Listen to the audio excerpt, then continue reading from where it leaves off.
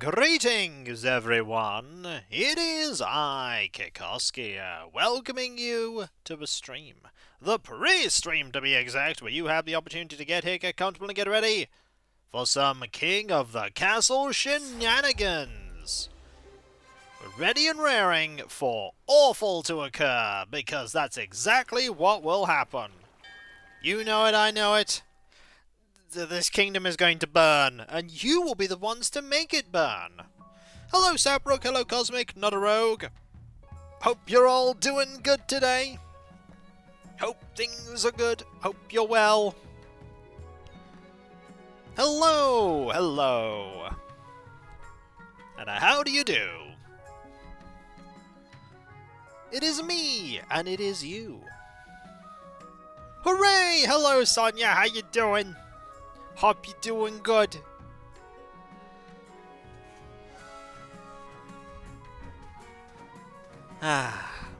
It's a fine day. I take it the app is currently up and functioning. I'm now watching the stream. That you are! You are now also able to post the tangy. Don't worry, I'll post the tangy for you to show you how it's done. There we go. Tangy, look at them. Hello, Ghidorah, Farsight, and Draxion. There you go. Tangy would be the best monarch. They would be like, hello, I am monarch now, you all be good. And then everyone would be good. Because you wouldn't want to make the Tangy sad. See, if I made a monarch Tangy, would you want to be mean to Monarch Tangy? What did you miss last week? Calamity. Vast quantities of calamity. Things went wrong. Tangy would be the monarch, she would win. Ghidorah would rebel against Tangy. You know what to do, folks. You know what must be done. I'm sorry, Ghidorah, but it must be done.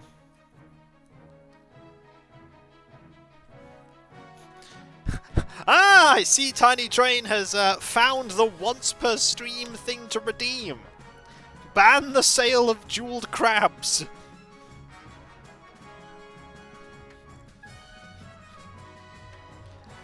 I will endeavour to do so. I will endeavour to do so. Hello everyone, I hope you're doing well. I'm doing pretty well, thank you. No real complaints. How goes it all?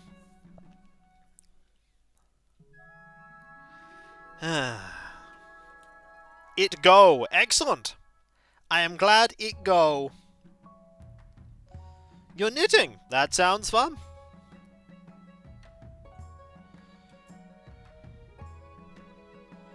Hello, Fonz. How you doing?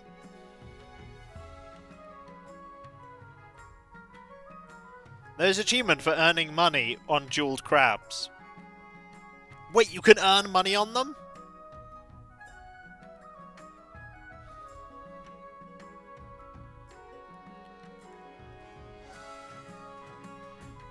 Can't wait to be an agent of chaos. Is that... If we buy crabs, do we have the option to, like, influence the market? Oh my, that would be interesting if you could. That would be very interesting if you could.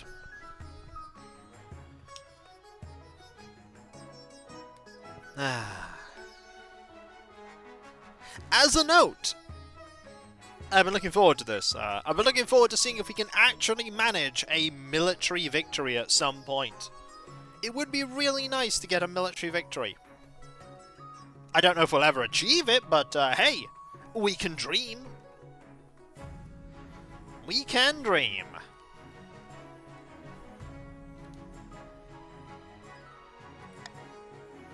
There is King Pasqualo. Oh, that is a very dapper king. Look at him. Look at that king. So dapper. So fancy.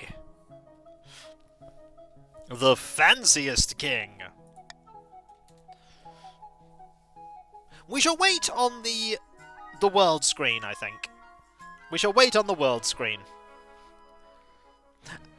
I presume everybody can join. If you were here before, it will remember who you are. It will remember. There is Throica, Sonya. Don't worry, we'll have lots of time for people to join him. Lots and lots of time.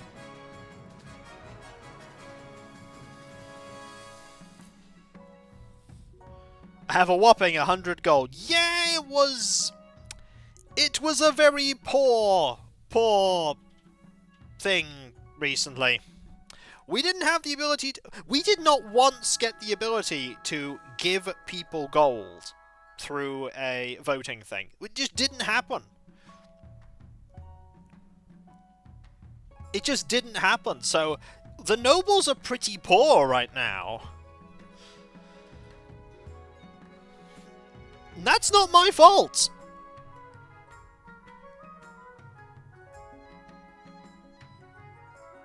Alright, I'm a wizard's apprentice. Yeah, you are! We don't actually know what happened with that. We don't actually know what happened to that. Yeah, you know what's even funnier? The previous monarch printed money. They minted 10,000 gold. That's definitely not going to be a problem. Hello, Angie. Hope you're doing well. That's definitely not going to be an issue. Where did that go? Well, that's a question. That is a question.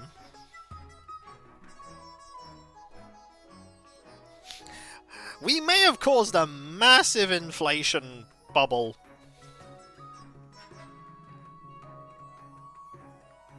We might have caused a massive inflation bubble.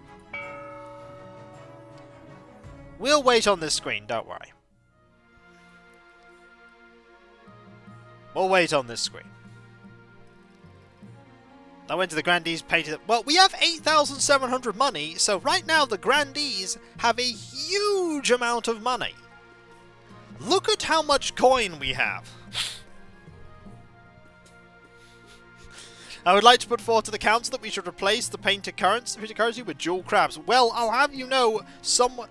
We might not be able to participate much today, but I'll join nonetheless. Well, I appreciate it, Cav.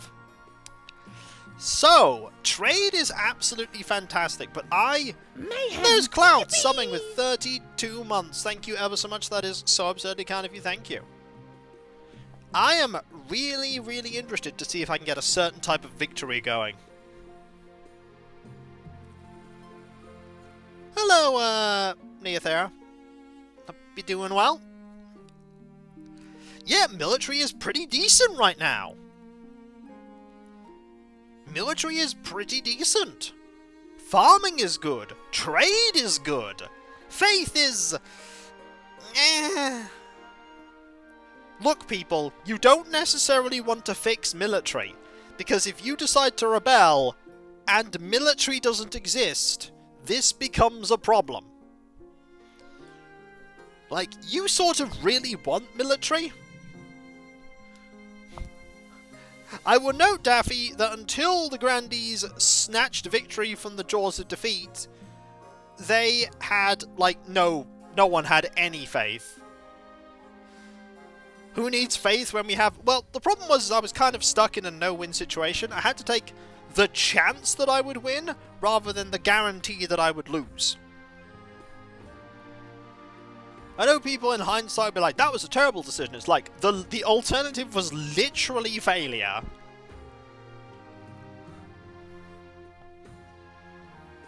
Like, the alternative was literally failure. You chose Grandee's scheme over Grandee's rebellion. Yes!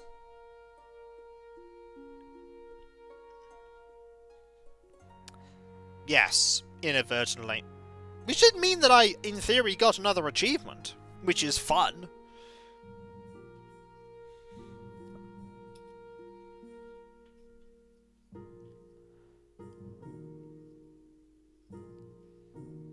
Granny Rebellion was Baron's scheme, though. Yeah, that was the thing. if the Grandees had rebelled, I would have instantly lost. Alright, let's see what chaos happens now. Oh, there will be chaos, Faramir. Thank you ever so much. 27 months, that is so kind of you. Thank you. Like, it really was the case of, if the Grandees rebelled, I lost. So I had to find a way to deal with that. And then it just turned out that they had the absolute best third scheme. If money hadn't have been there, I might have been able to salvage a win.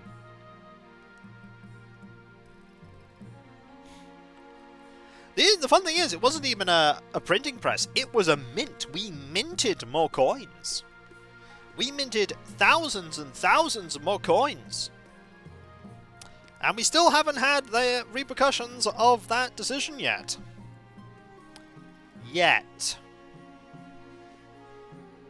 There will be repercussions, it's just a question of when they appear. I'm sure it'll be fine. I'm sure it won't be fine. I'm sure it won't be fine at all. So, Grandees, I presume, are going to be on my side. Oh dear, I'm looking at the money situation. Oh, money's kind of bad for everyone.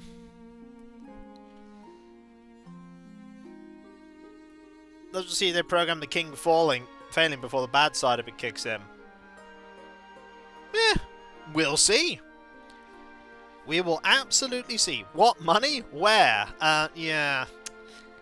To be fair, I had no ability to give you more money. The thing for giving you money didn't appear. It's the first time it hasn't appeared ever.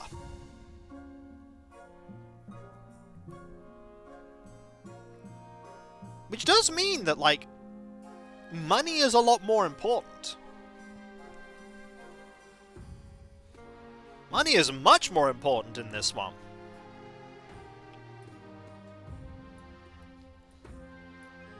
Look at all these lovely little areas. Frozen Wastes, the Isle of Sal, Kurth, Dania, Valamir, Atesh, Tavalin, Ashmedian Empire. Maybe we can find a way to deal with this problem. Maybe I can give all of the money to all of you, and then, you know, it won't be an issue. I think we solve money problems thus. Chiefs will send 10 gold to 10 grandee friends. Okay, there are a couple of issues with this. I'm watching Unravel the Haunting replay, such a good game to play through. Well, thank you, Native Beats. I'm glad you enjoyed it, and welcome. I'm sure I could use some free money! I mean, I could certainly use some free money. Hey, while you're here, if you do have free money lying around... Does ship actually cross the map? No. There's my throne wish list.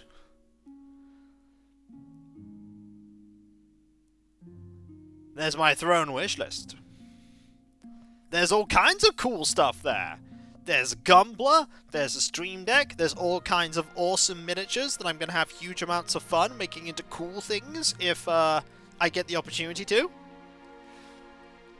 Please support Stream Deck, I will be able to play with it then. Please support Warhammer, I'll be able to play with that. In fact, please support both. Please.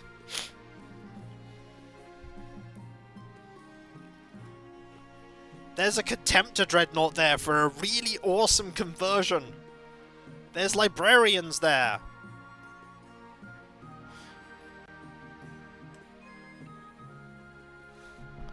There's cool stuff. There's that, and as I always joke, there is no obligation for people to do that. It's if you happen to just want to throw money my way, I will use it for things that bring me joy. These things are meant to bring me joy. Like little fun things, where I get to make cool little models and then paint them, and then use them in battles, and roll dice. Bringing joy is always good indeed, and hello, Gnosis. Hope you are doing well. Hope things are going good.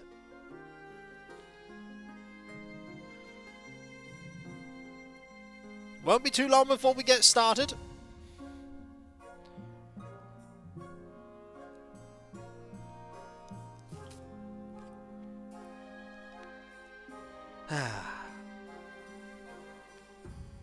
Now, do we trust this ruler? I mean, you should absolutely trust me. I'm incredibly trustworthy. If you're a grandee, you should absolutely be trusting me right now. I mean, I hope we get to see a cool victory today we've never seen before. But that would require everyone working together to help me. I forgot what happened last time. Bad stuff. Bad stuff happened last time. It didn't end well. Just remember, not having a military means that if you rebel, it becomes much harder for you to win.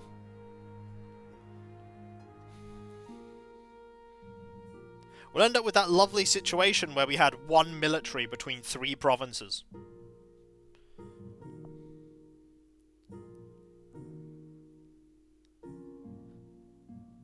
Oh yes, the incredible winter feast. It was pretty good. It was a pretty cool winter feast. Last few reigns were a bit abysmal. Yeah, and it did. That was because of like a 50-50 roll. Good old 50-50 rolls. That one military. Yup, it got lucky. It's much easier to do if you have more military though. Much easier if you have more military.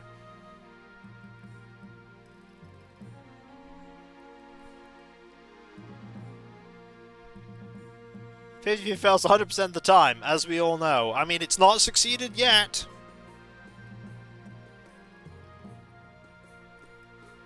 Can we raid the Ice Giants, Your Majesty? No.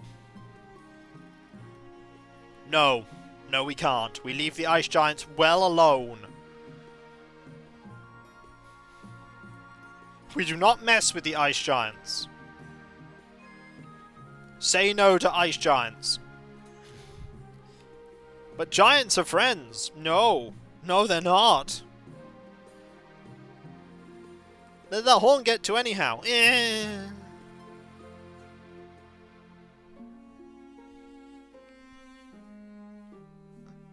Can we refrain from blowing up the castle this time? Apparently not. Apparently not. Apparently you can't refrain from blowing up the castle.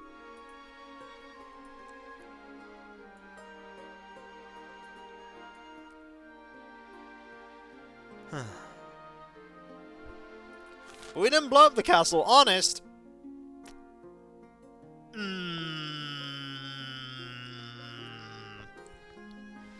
Yeah, the North totally blew up the castle.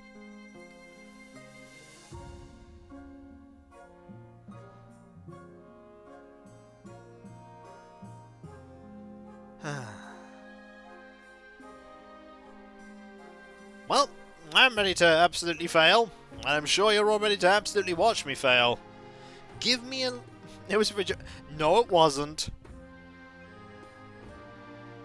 I mean, technically, yes, but they also were the ones that did it. So, Cav, we haven't started. You can't do that yet.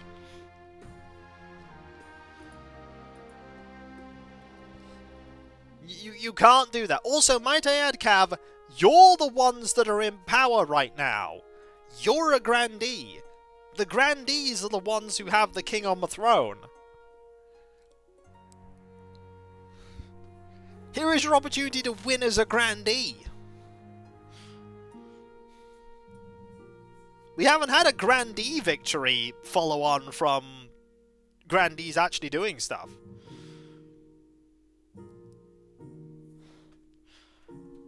So we'll see what happens. Hello, Deus. Who says we have to be loyalists? I mean, it's in your best interests. It makes it a lot easier, because I'm not trying to screw you over. Also, it means that we never get to see the cool military ending.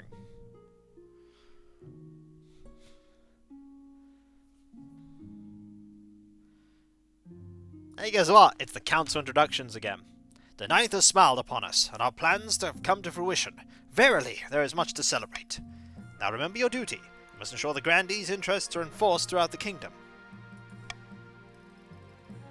Ninth bless the south. Indeed, ninth blesses all. Now introduce yourself to the rest of the council, but don't forget what I told you today. Let's talk to the north. Good luck in the days ahead, your highness. You'll need it dealing with us lot. Hail and well met, my liege. Under your leadership, we'll whip this kingdom into shape, And guess what? You start arguing again. Meanwhile, what do you think? Would he be a good little king and do as he's told? Well, too early to tell. We should have a backup plan, just in case. Let's go for that coronation. Your Majesty, you may have won the throne from Monarch Lumi, but you must still answer to the council. As is tradition, they will decide what happens to your coronation. Should I get changed into my waterproof robes then? It may be best, your Majesty. Shall we call them in? Ooh! Troops shall bear the king through the streets atop a shield! I mean, that looks awesome!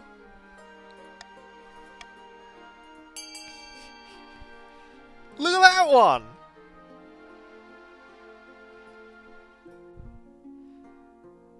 We could totally just have, like, a massive ceremony. We've never had this one happen before. Maybe it can fall and stab his neck. No! We've only just started the raid. Just instant dead. Gone. Let's see what happens here. Troops shall bear the king through the streets atop a shield. Soldiers from across the kingdom take part in the parade. They're even outfitted with impressive new equipment for the occasion. As you climb up on the shield and hold your sword aloft, you realise this is not going to be easy. Your arm quickly starts to hurt. Your soldiers stagger and groan under your weight. Sure enough, one of your shield bearers trips on a loose cobblestone and drops you face first in a puddle, in full view of half the city. At least the only thing hurt is your pride. Darn it! It's alright. It's alright. Your Majesty, history books don't look kindly upon usurpers, unless, of course, they prove themselves worthy of a throne they've stolen. When you die, how will you hope the kingdom will remember you? Well, as a conqueror, because I conquered everything. Warrior King is sure to be remembered fondly, if he wins more battles than he loses. I suggest over the next few years you focus on improving your military as much as possible. Once you have an heir, I will discuss how your ambition is progressing. Good luck, Your Majesty. Meanwhile, Lind of the Endraxian Zero bloodline, notorious martyr trapper, stands before a blazing hearth. We have never backed down from a fight, except all those times we backed down from a fight. I know you'll do whatever it takes to put me, your rightful monarch, on the throne. Doppelganger, modernization, gunpowder. Oh. Huh. Those are interesting ones.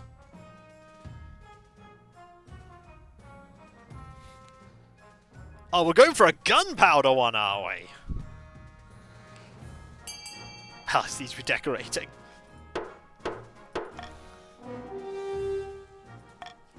The Republic of Kurth has a substance called gunpowder. With enough of it, the barons could take over the kingdom. Of course, a sensible king would never allow one region to hoard such a thing. To do so secretly, barons must ensure the trading partners don't fear the king's wrath. You must lower authority to 4 or less in 2 seasons. Okay, everyone else? Keep authority at 5 or more.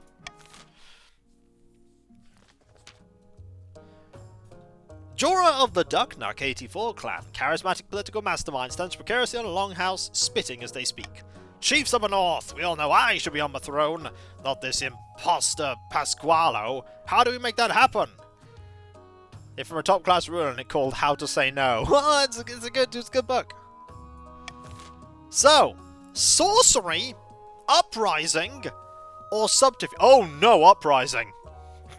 Uprising will have an easy beginning, but I don't know how good it will be at the end. Well, good news, we have to spend money on everything.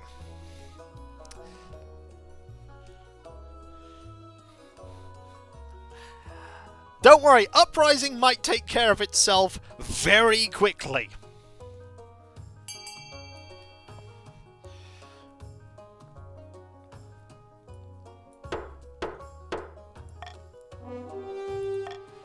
The chiefs plan to incite a peasant uprising to overthrow the king before swooping in to steal the throne for themselves. To advance their scheme, you must raise treasury to 2,000 or more in 2 seasons. Well, that stage 1's going to go through, so let's not worry about that. Balthazar of the Cav lineage, notorious southern orator, stands bathed in sunlight, droning on as if in a daze.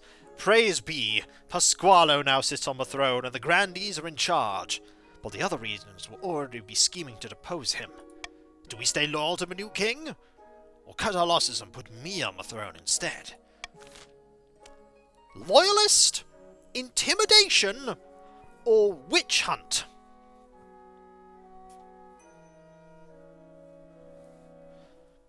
Ah, looks like it's a loyalist one.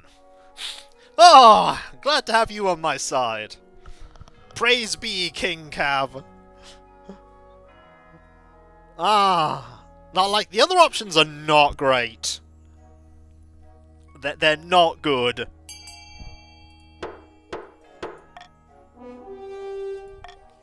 That settles it then. Glory to the king, and glory to the 9th god.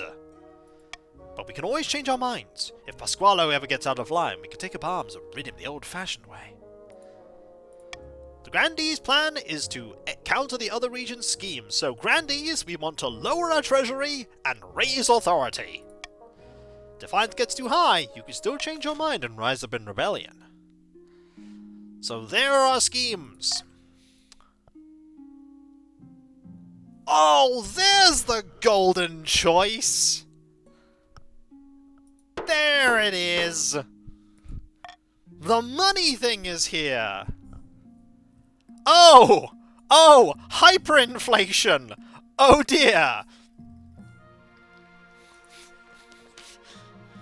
As your predecessor ordered, Your Majesty, the Royal Mint has churned out thousands of new coins using cheap gold-like metals. The treasury is technically replenished. The short-sighted fool. But it's also devaluing the currency across the kingdom. A loaf of bread now costs 100 times what it used to. Something must be done. If this gets worse, our currency will be worthless.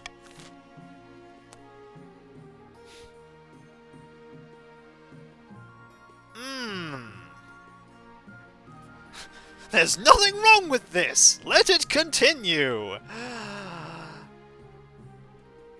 Oh dear.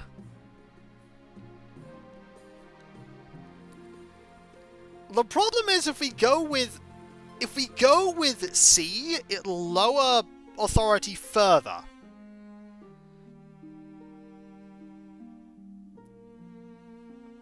I say we go with B.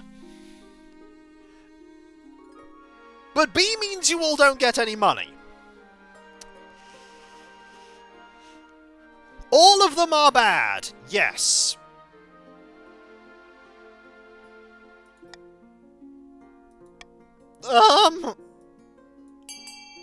Try and cushion the blow a bit?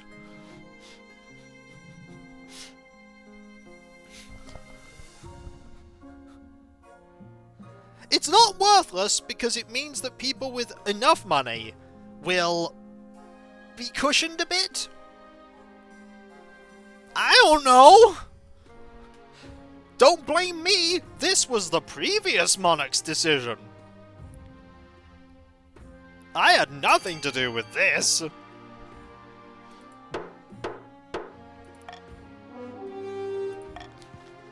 Predictably enough, absolutely everyone, from the lowest peasant to the highest noble, is outraged to find their money is suddenly worthless.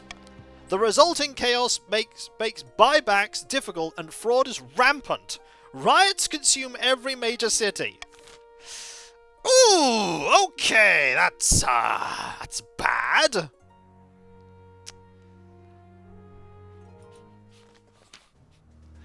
Bad news, Your Majesty. A meddling wizard has set up shop in Yeah! Sudden rebellions! I believe it is Pestia, the Lady of Pestilence. Why is this a problem? She's output on a call for new apprentices, which is a rare event. A once-in-a-lifetime opportunity for many. Hello, Derpy, how you doing? Thanks for the raid. Hope you're doing well. Droves of unwashed, glory-seeking common folk from all over the marsh are lining up for their chance.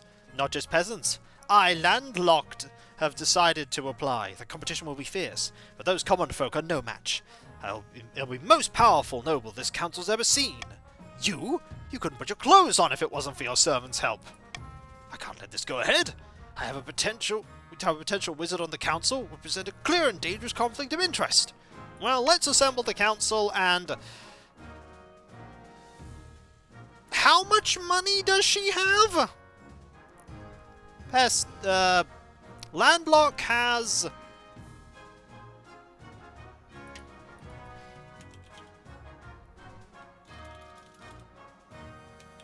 Lakelock. Oh, you have nothing! You have no money! So why don't we just, say... that she forfeits all of her wealth to become an apprentice? I mean... Forfeit all of your nothing! Oh no! Joke's on you, I'm poor!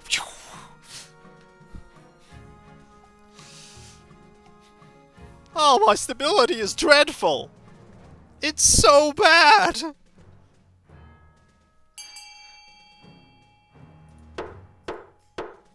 Alright! I suppose this is an acceptable compromise. Lakelock begins her journey to Elberward immediately. Treasury can't go lower. Her successor inherits a position in the council, but the treasury confiscates the vast majority of her wealth. Pestia's presence in the Elberward attracts all sorts of visitors, though the power of her latent magic starts to wilt crops for miles around. The Honor Guard! As a tradition, each region offers a selection of elite guards, the chiefs with their most famous warrior heroes, the grandees with their fierce battle nuns, and the barons offer a squad of battle-hardened veteran soldiers. Think carefully, Your Majesty. These guards' loyalties will be divided between you and the region. Of course, you could just hire foreign mercenaries. They'd be loyal to coin above all, so we're doomed already. Your Holiness, the Sisters of Steel are chosen by the Ninth God. Surely they will be chosen by you as well. No, actually. We're gonna pick the barons. Actually, no! Foreign mercenaries. But won't that make everyone mad at me? No, foreign... No.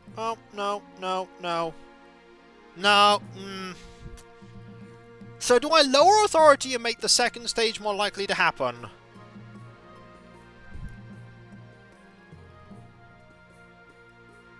Has to be 2 seasons, though. It has to be 2 seasons. All we need to do is find another way to blow, like, 700 money? No! Foreign mercenaries! By the Ninth, Your Holiness! How could you choose them? It will make the arrangements at once. I'm gonna get a rebellion either way. Alright? It's gonna happen regardless of how we do it. You don't have to rebel. Because you might lose.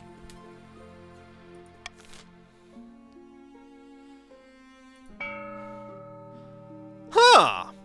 So, we absolutely want D. D is good. D is great. You may lose, but it will be funny. This is going to be a very quick reign by the sounds of it. A very quick reign.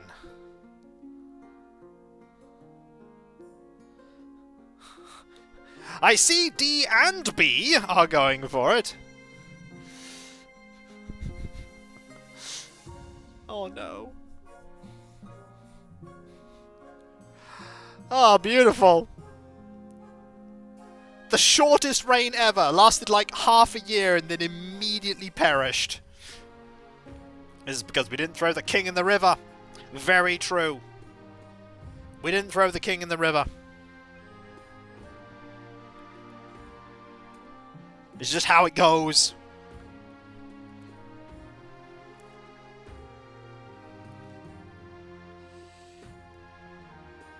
Oh! Suddenly at the 11th hour, D&C! A monument and an aqueduct! Marvellous! Well done!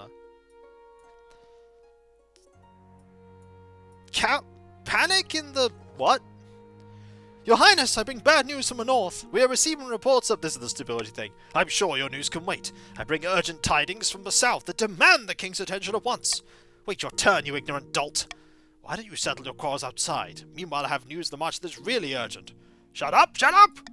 The north is increasingly lawless, your majesty. Some chiefs are taking advantage, declaring themselves independent of your rule. Is that all? By the 9th, the cities of the south are being consumed by riots on a weekly basis.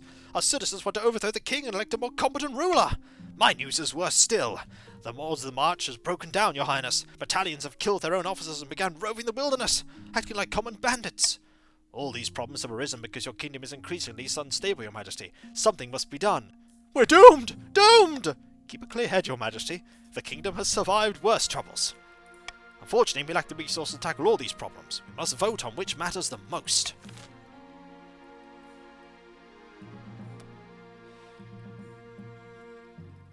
Ha! Well, all of these are bad.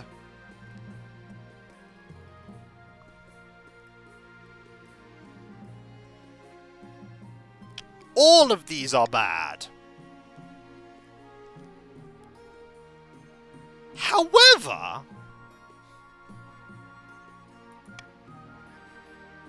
we should hunt down the outlaws in the...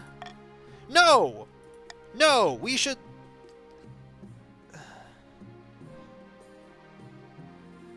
We should send troops to bring the independent chiefs back into the kingdom. You're voting B? Alright, you vote B. I don't want B.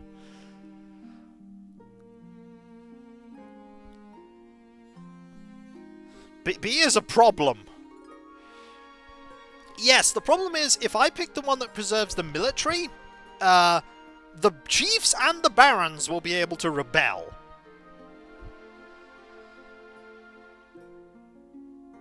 Yeah, but I can't win if I don't get to that point, because the chiefs and barons rebel. I have to think long term, but I also have to think now term as well.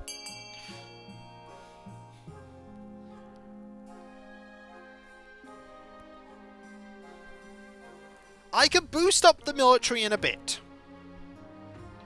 It'll probably only go down by like 2 or something. It'll be fine. It won't be fine.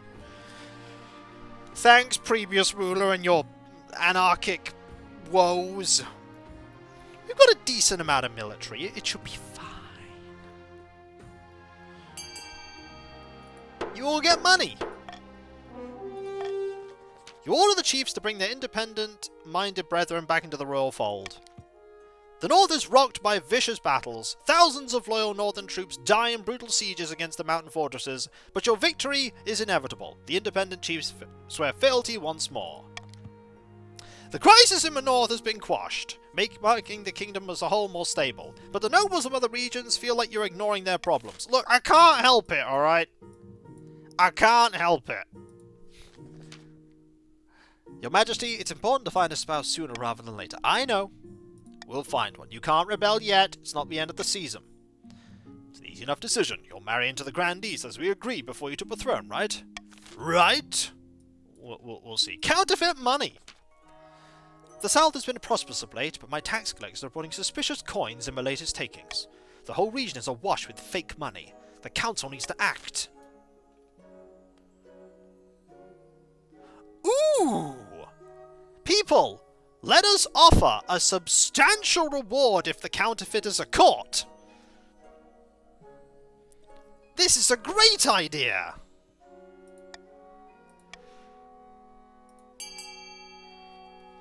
This is a fantastic idea. There might even be tax incentives later on if you don't rebel. I might even be lenient. Who knows? This won't help with the barons.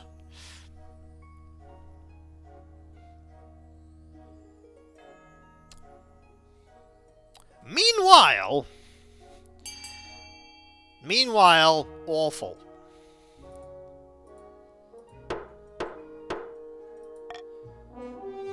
It wasn't even gonna be 6. Town criers across the south ring their bells and order townsfolk to beware forged coins. Unfortunately, the result is a complete loss of trust in the king's coinage. Southern townsfolk barter goods instead, while the merchants ask for foreign currencies. Well, that worked about as well as could be expected. This is a speed run for disaster. Meanwhile, amidst dark and foreboding forests, a small, squat castle stands watch over the Marcher border. There at the end of the kingdom, a plot is hatching. Look here, our first shipment from Kurth. Incredible. May I see inside? Careful with the torch, you fool. You'll blow us to smithereens. So this is the fabled black powder. Incredibly powerful, but we'll need much, much more to put you on the throne.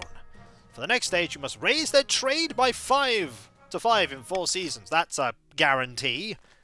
Meanwhile, across the kingdom, discontent with the king is rising. Everyone knew that he was better off, but until now, it hadn't occurred to most just how much better off.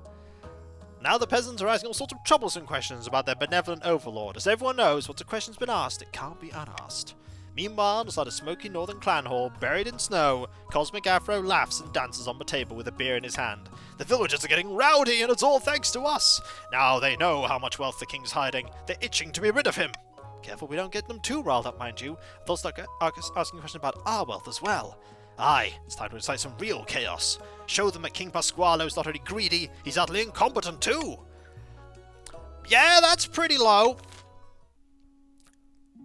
So.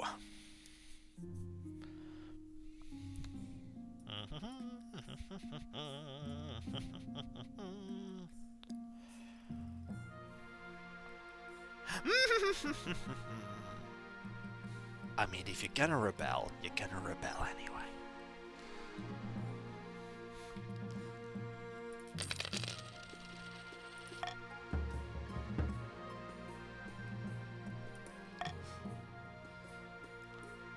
Alright, what have we got? Eligible options! I found 3 potential matches for you. 1 eligible young candidate for each of the kingdom's 3 regions. Well, let's look at them. Let's see the candidates. We have Kestrit, firstborn daughter of the northern clans. Beautiful, isn't she? Apparently she's also exceptionally well-mannered and agreeable for a northerner. Spends most of her time ranging the mountaintops, hunting wolves and wyverns and other strange northern beasts. They say she's popular with the common folk up north, too. From the south, Ernesto, the eldest heir of the Boris Jakov lineage. They're preoccupied with honor, and they've been in a few too many duels in their time. They're an obsessive gambler, a pastime frowned upon in the south. It's also been the cause of some scandal. The most common criticism is that they sometimes skip church. Finally, we have the Marchers offering Felix, scion of the prestigious Weak Flick bloodline. A typical baron, really. Loud and brash and self-absorbed, but mostly well-meaning. Hello, Jerry. Like most of the barons, his great passion is hunting. No beast is safe from his crossbow. Give him half a chance and he'll expound at length of how we should improve the lot of the peasants. Well, which one do we pick? Well, this is all bad.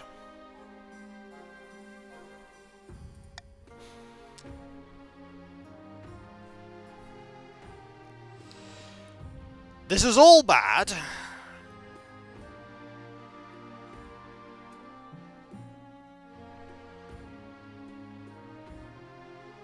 But I'm going to go with Ernesto. Excellent. I'll make the arrangements at once. If you refuse, everyone gets annoyed. Greedy merchants are taking advantage of cheap northern labour, Your Highness, exploiting our natural resources, and putting our trading companies out of business. They're vultures! Vultures! Is it really such a problem? It's just business. Kick out the barons and put trading companies back in northern hands. That seems like a really good idea.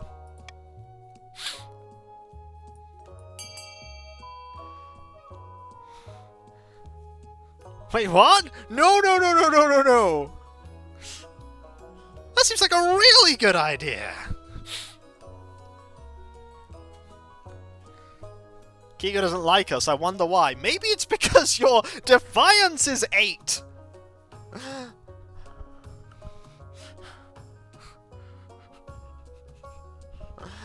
I mean, I might as well try and keep 2 of the factions on side. Kick out the barons and put trading companies back in northern hands. Gadzooks! Trust me, those northern fools will run my companies into the ground. All the marcher companies in the north are transferred to new ownership. Lumber yards, fur traders, breweries, iron mines. It all goes to Chief Ghidorah. As the months pass, it becomes evident that Baron Sonia was wrong. The companies continue to make a nice profit, and their own new owners spreads the wealth all across the north. That seems great.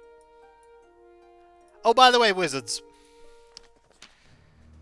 Mother of the Mountains, how many times I have to tell you, she's not my responsibility anymore. It was your mother who stole all my gold. Someone must pay. Have mercy, your majesty.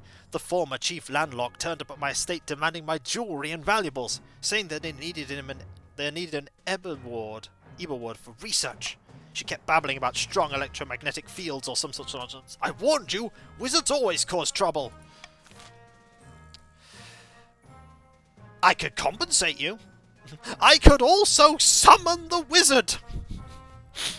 Oh boy, that seems like a bad idea.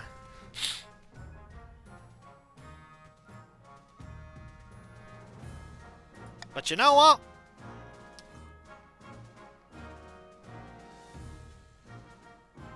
You know what? That's the one I'm vetoing. That's the one I'm vetoing.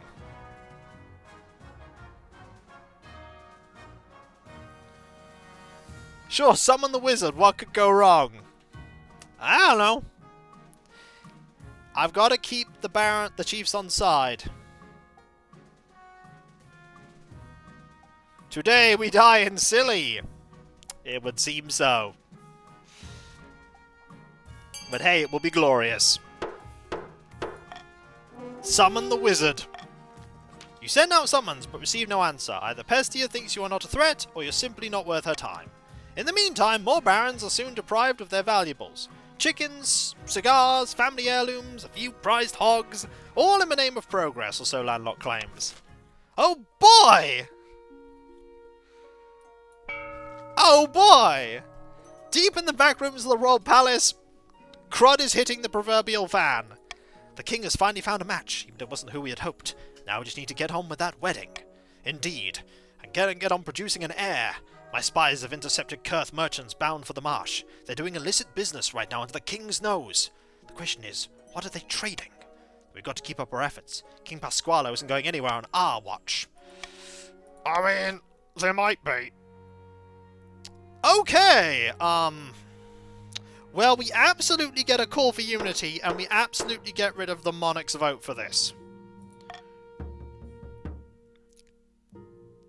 Then trouble. However, the royal wedding. Your wedding to Ernesto is naturally the talk of the kingdom. It feels like you're the only one not taking part in the wedding, though. Do you take this person as your lawfully wedded spouse? I do! Then I pronounce you king and spouse. Whew! After the wedding, of course, there is a feast, and after the feast, a dance. Your new spouse Ernesto delivers a short but heartfelt toast expressing a wish to get to know you better. By the time you find yourself alone, it's past midnight, you've never felt more tired. I must profess, I'm glad it's over. We can finally talk openly to each other. I feel the same way. I'm glad to hear that. It must be difficult being king, constantly surrounded by liars, lick-spitters and flatterers. Don't know how you stand it. It's tough, but I have to do my duty. By the 9th I feel for you. I couldn't do it. After finishing your last of the wine, you head to your separate bedchambers. It seems your spouse is happy to take their time getting to know you. Meanwhile, a laughingstock. Your Majesty, the acclaimed playwright Sylvester Chickensteed is writing another smash hit. All the theatres capital are showing it nightly. Oh, wonderful, I love his work. So do I. So does everyone. But the problem is that the new play features a character obviously based on you. How am I betrayed? The character is played by a professional clown named Biffo. At one point, a bucket of custard is upended over his head as he sits on the throne. Your Highness, peasants and nobles alike are watching this play. The theatres are packed. You must put a stop to it. One simply cannot be known as King Biffo. Well, I'm going myself. A shocked silence falls in the theatre as heralds announce your arrival. You wave from the royal box as the actors stare up, clearly horrified. The show must go on. The play begins. Soon enough, the Crown King arrives on stage, comedically tripping over his own robes. They somehow found an actor who looks just like you. Endless humiliations are heaped on his honking, squeaking parody. Finally, the play concludes with the custard-drenched king handing his crown to the deserving hero. As eyes turn to you, how do you react? I'm going to climb onto that stage, and I'm going to congratulate them on that hilarious play. The audience breaks out into a relieved cheers. The actors bow before you, weeping from gratitude. After that, the whole capital can talk of nothing but your good humour and mercy. It's good. Meanwhile, losing trust. Your Majesty, the common folk in the south still don't trust our coins. They've gone back to bartering with chickens and bushels of wheat. If we don't do something to win back their trust, their economy will completely implode. Forcibly buy up all the chickens. I can't do that.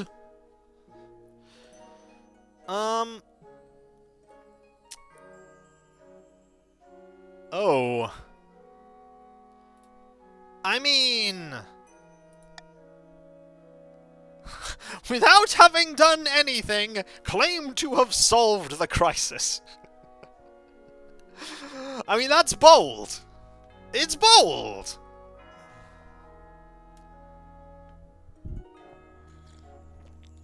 Okay, hear me out, everyone. We go with D, all right? If we go with D, authority won't go down. Or stability won't go down. Seasoned like what a true politician would do. Probably. Hang on. There is a way to make sure this happens. But no, I have to do that. I have to do it. I have to hope that people will vote sensibly. Money? I love money! Well, we can't do the money option.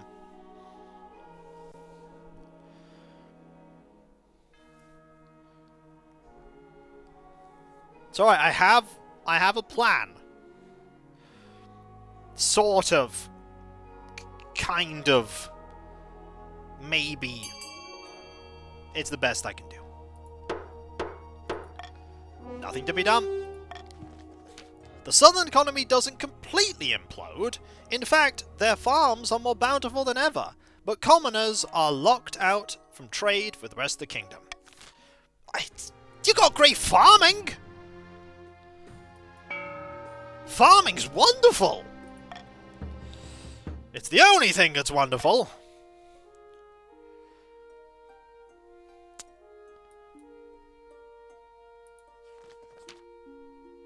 Ah, Pasqualo, my heart.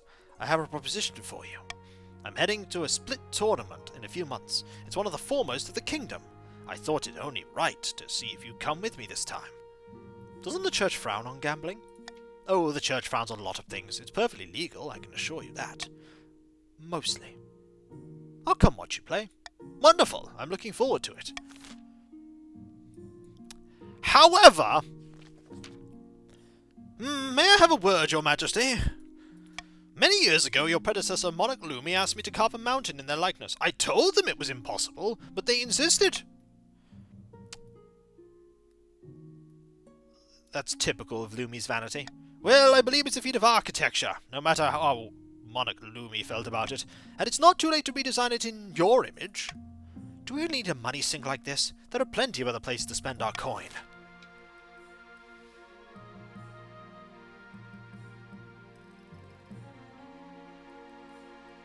I mean, We could update the image to feature King Pasqualo. Come on! You like money, don't you? I look sort of like Lumi if you squint. If you squint.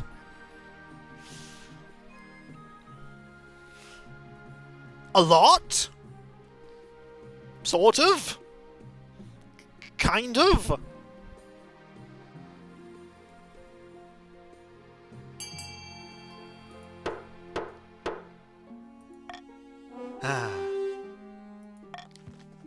Beaming, the chief architect hurries away to prepare. In a matter of months, the project is finished. Your face glares out from the mountainside, visible from miles around. The conversation from Bonnet Lumi's face to yours wasn't entirely successful, but it's good enough for the common folk, most of whom barely know what you look like. This helps to cement the legitimacy of your reign. How many previous monarchs will claim to have bent the mountains to their will? Still, the barons grumble about public funds being wasted on a vanity project, but it was worth it. No one can avoid your gaze now.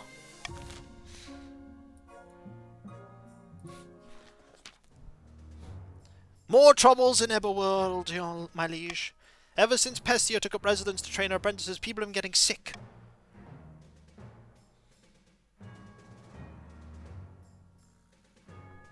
We can't do anything about wizards. Leave her alone. You're asking me to just stand by while this creature of evil sucks the very life out of my town of people? By the ninth, I won't stand for it. Baron Rackingen, despite your command, musters a force of hardened soldiers and heads to Everworld to evict Pestia once and for all. It doesn't go well. The fighters are stricken with deadly illnesses before they even reach the outskirts of town. Meanwhile, Rackingen is handed over to Milady of Pestilence by chains by a gang of fearful peasants. It's said that he's kept at the edge of death at Pestia's bidding, stricken with disease but unable to die. Punishment for daring to go against her. Sickness continues to spread in Everworld and beyond. Not long before people start to die, and peasants stop going outside to avoid a similar fate. Ugh! That's what you get for not listening to me. You should have left the wizard alone. Leave wizards alone. It takes months before Pestia abruptly departs. By then, Everworld's become a cursed stain on Marcher maps. Leave the wizard alone! Ooh! Hey folks! E! E is a thing that exists. And F! Ignore everything else. E and F exist.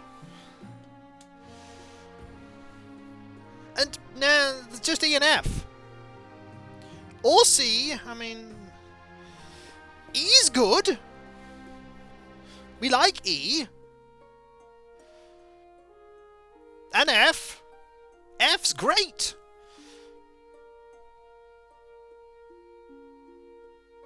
Are we fine with this? Oh, no, actually, this is... No, actually, we're really not. This isn't great.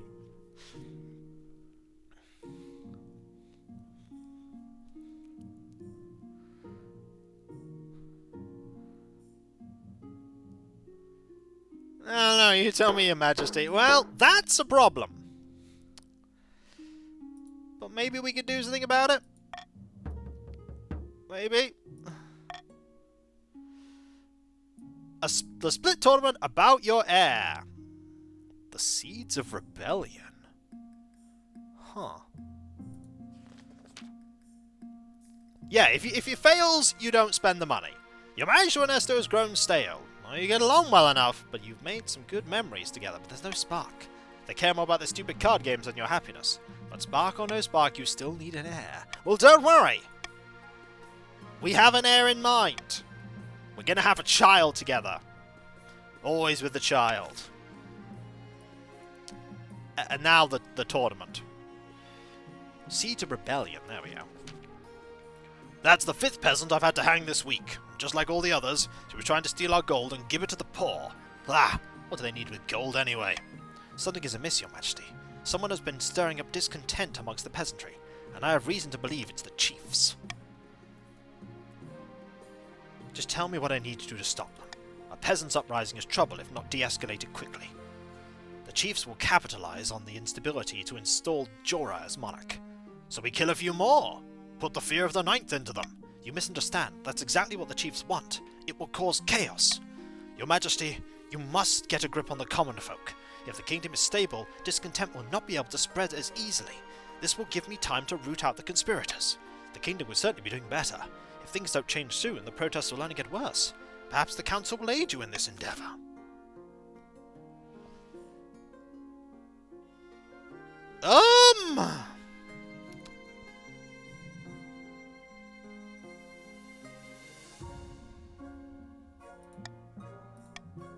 Everyone should chip in to pay for some hospitals.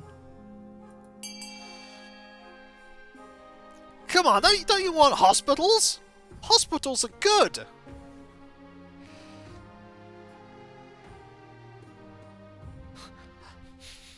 I see the chiefs are like, no, this should not happen. There's an advantage to having one faction at 10. You never need to worry about upsetting them. Ever.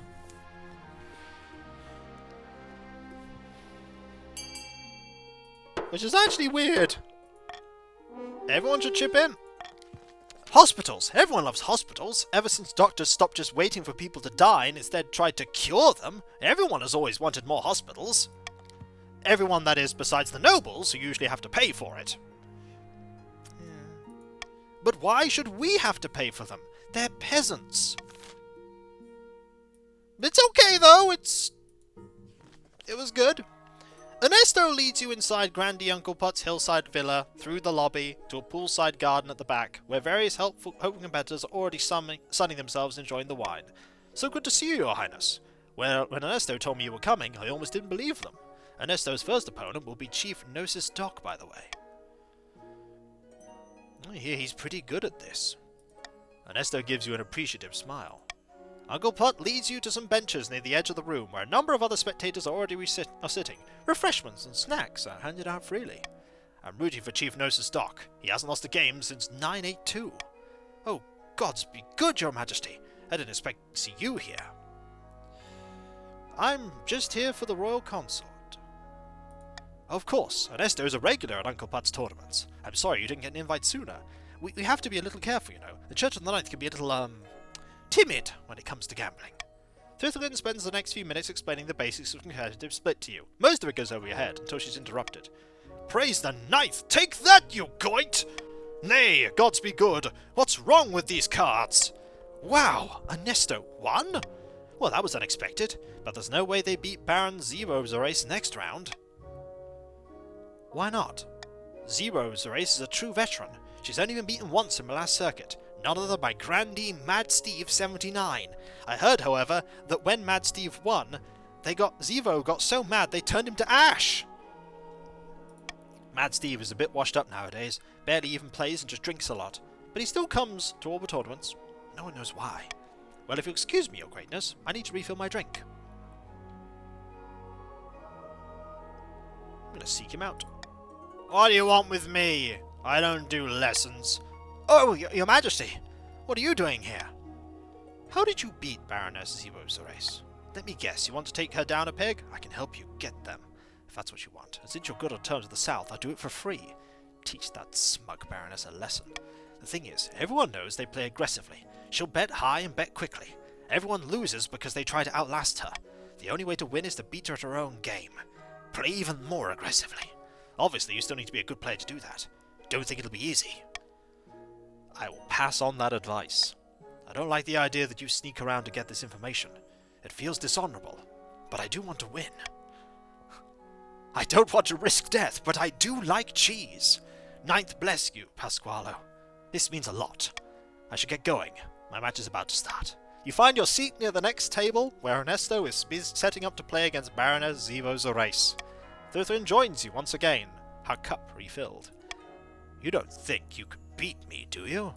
We'll see soon enough. Let's watch the match. The game goes by in a blur. Baron Zero's race is aggressive indeed, but Elesto is ready for it. It's a matter of minutes before Zevo's race is conceded defeat. We are blessed by the Star Flayer. That's impressive. What's the Star Flayer? Now the royal consort will have to defeat Uncle Putt himself. Everyone thinks he uses his host privileges to cheat, getting his servants to stack the decks or something like that.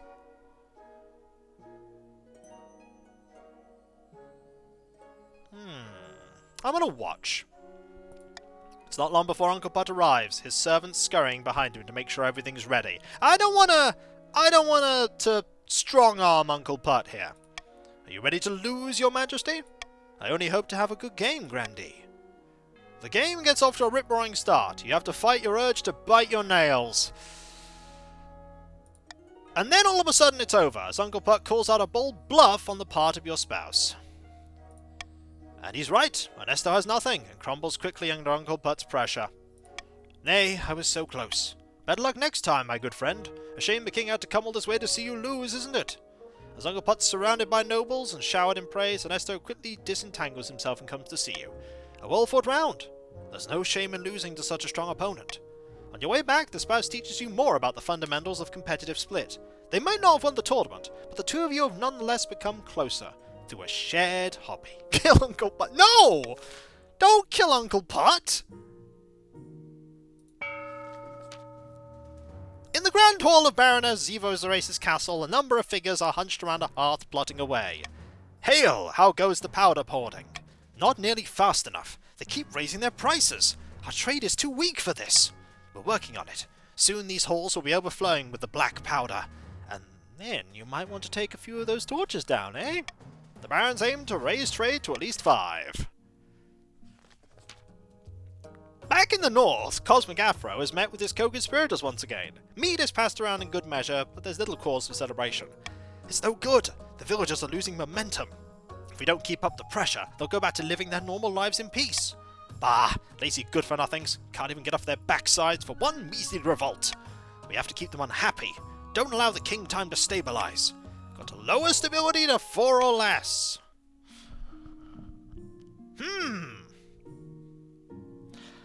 I mean, it can't hurt.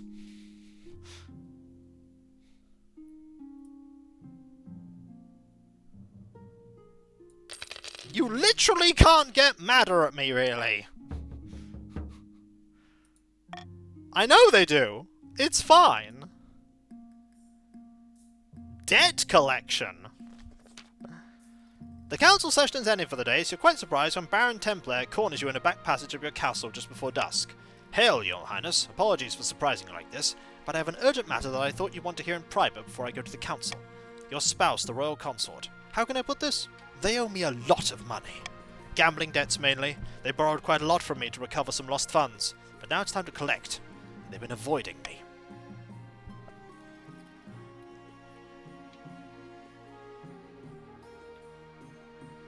Officers, arrest this fool and throw them in the dungeons. The barons don't look favourably on your unwanted arrest, but a few nights in the darkest cells of the dungeons are enough to persuade Templar that it's in their best interest to let the debts go. You release them once an agreement has been made. They'll think twice before threatening the royal consort again. Ah, my distant cousin is back! Your Greatness, I have a matter of some delicacies to speak to you about. Yes, if you rebel, you put your scheme on hold, and you have the lowest military. Good day, cousin! How's the old kingdom going, eh? Always thought it looked like a lot of work, but I suppose you get a fancy hat. Lord Fizzlebert is your very, very distant cousin, about 15th in line to the throne. You haven't seen him in years. Cousin, why are you dressed like that? Quite the dashing figure, aren't I? Had to borrow a few bits from Chief Ducknuck after a donkey chewed through my coat. Lord Fizzlebert's been staying in my estate for the last year, Your Majesty, but unfortunately there has been some financial impacts. He's been borrowing money from me for months, saying he'll pay me back when his luck turns, but now my coffers are bare.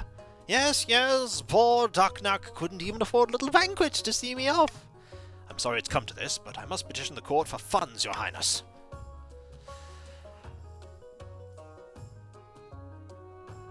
Ooh.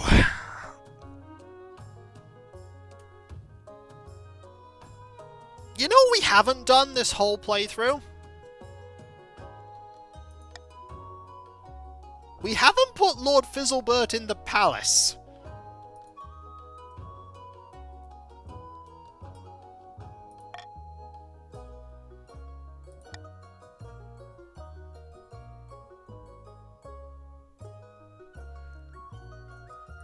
Well, let's see how silly this option will go. Let's put Fizzlebert in the palace. This will also please the chiefs. Come on, chiefs. We can do this. You're all going to be so happy, except the barons, who are going to be furious.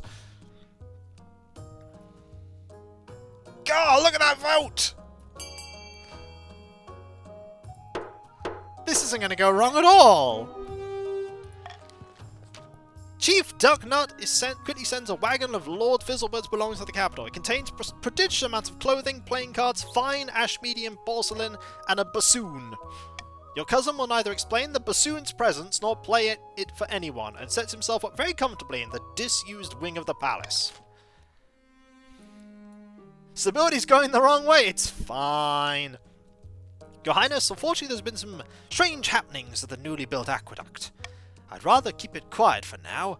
The other nobles can be so judgmental. I don't want to think I have a good grip on my aqueduct. I'll keep it quiet. God bless you, Your Majesty. The odd symbols are being painted on the bricks of the aqueduct. No one knows where they're coming from, but those who stare at them grow restless and flee. What should we do, Your Highness? It's horrible for the visitors. You just paint over them. You hire some peasants to give a fresh lick of paint to the aqueduct. As soon as the symbols appear, they're painted over. That went smoother than I expected. Hopefully this is the last we'll hear of it. I'm sure it will be!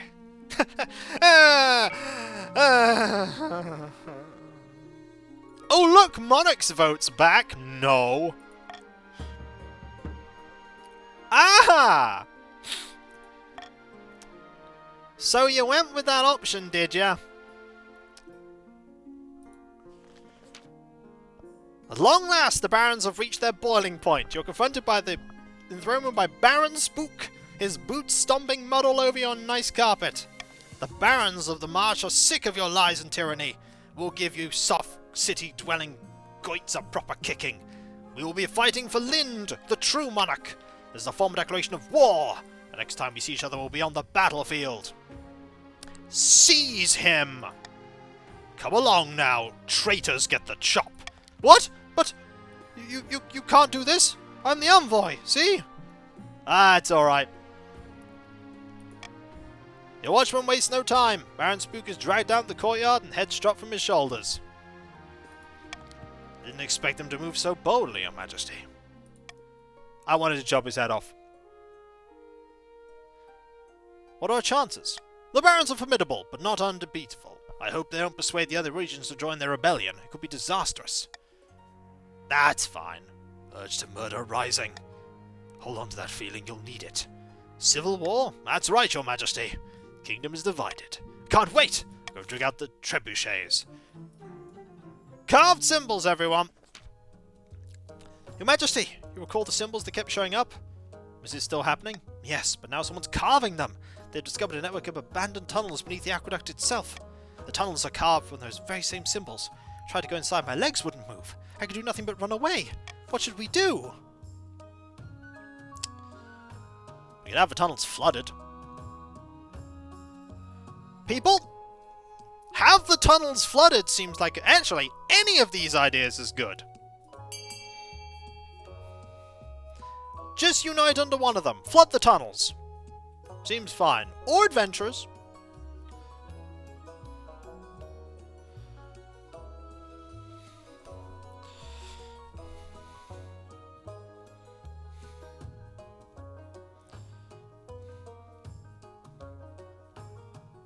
The fun part is the barons don't get to vote anymore.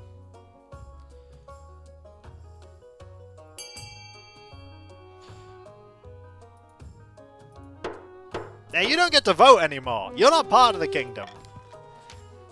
Fon's master hires a group of adventurers to delve into the tunnels. Aha! So we get to the tunnels and explode them, yes? Nay, that could damage the aqueduct. Just be careful. Oh yes, it'll be fine. Nothing could go wrong. On the day of the descent, crowds of northern citizens gather to watch and cheer. The adventurers do not return for some time. The grandees are indeed royalists. Opening strike. Time has come! The kingdom has grown soft under the weak and ineffectual rule of King Pasqualo. As usual, it's up to the barons to fix things. With violence! Aye, too right. Let's march to the capital and kick some heads in. All in good time. But we're the barons of the march. Let's live to our reputation, eh? Let's be clever. But I want to kick some heads! Oh, there'll be plenty of that. But first, let's think carefully about where to strike first. We can launch a preemptive strike against the chiefs to cripple their military capabilities. If we suspect the grandees may join our cause, we can call them to war. It'd be more likely if the king's authority is low. We could also call upon the church to condemn our king. Or finally, we can just send an assassin to nip it in the bud.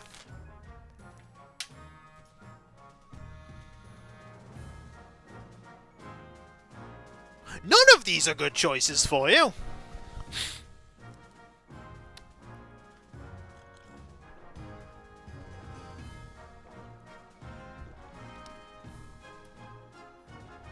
Ah, we're going the assassin route.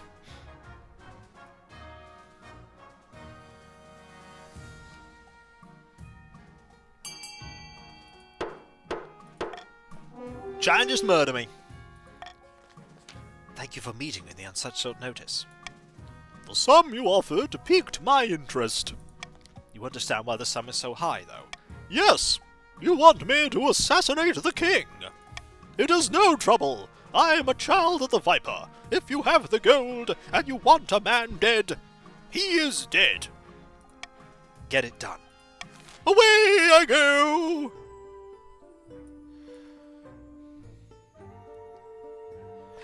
Mercenaries! Meanwhile, back in the north, mead is passed along and spirits are high. We've done it again, you beautiful goits. The king and common folk are in uproar. Riots are commonplace across the kingdom. I foresee no negative consequences of this. I foresee many. Other than for the king, of course. Aye, and all it took was a civil war to kick off. What excellent timing. Who could have known those barons would finally come in handy for something? Only one step remains. I have two proposals for the plan ahead. One way or another, we will push the common folk to turn violent. Lower all trade, lower all farming. I think we might be in trouble.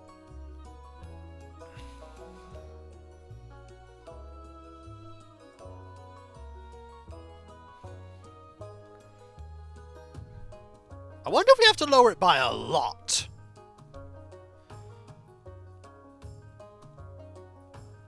I mean, to be fair, this whole thing has been about devaluing currency. Devalue it again?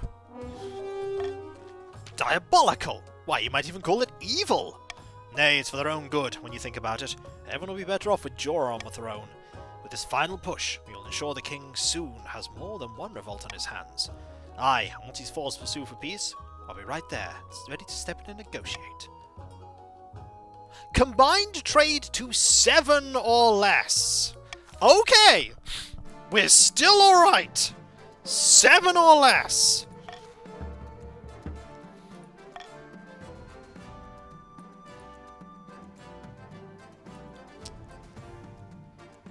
Something is wrong.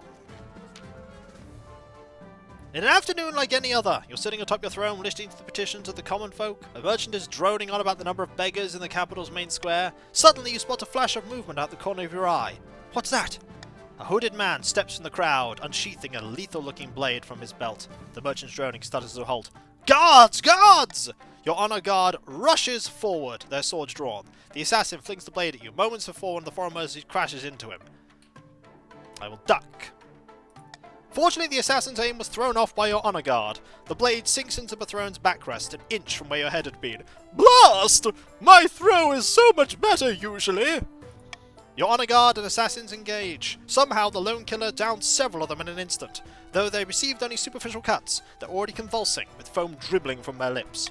Eventually, the assassin is cut down, but not before your foreign mercenaries have been utterly decimated. The few that survive die within hours, also foaming. Your Majesty, are you alright? No, I am absolutely not! Calm down, Your Majesty. The danger is past. It is a good thing your Honor Guard were loyal. I dread to think what would have happened if they'd sympathised with the rebels. Yeah! Imagine if I'd have had the barons in charge. They might have let them kill me. She pulls out a knife that was embedded in your throne. I suspect it was coated in venom of the scorpion cat.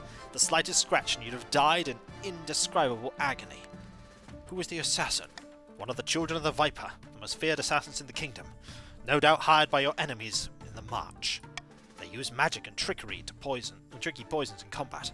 A single Viper shark can slaughter even the kingdom's finest warriors. We'll have to be more vigilant from now on. I need time to process this, of course. Barons will stop at nothing, even murder to bring you down. Thank the Ninth for your Honor Guard. May they rest in peace. Things could have gone very differently.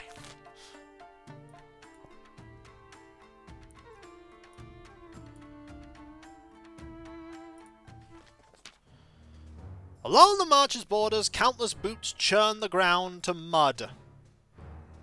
Marching songs fill the air. The Baron's troops are gathering in vast numbers. Huzzah! Look at them all! What are we waiting for, eh? Let's come down to the capital like Hades itself! I'm as eager to spill blood as anyone, my friend, but we can't commit too early. When we strike, we must strike with all our might. And on that subject, I've considered several proposals to further bolster our army for the trials ahead.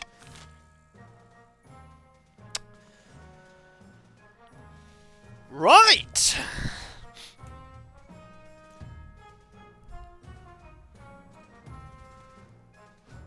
You don't have enough money for mercenaries, and you don't have enough faith for a holy order. But you will utterly decimate your farming. Imagine if you hadn't had enough farming for that.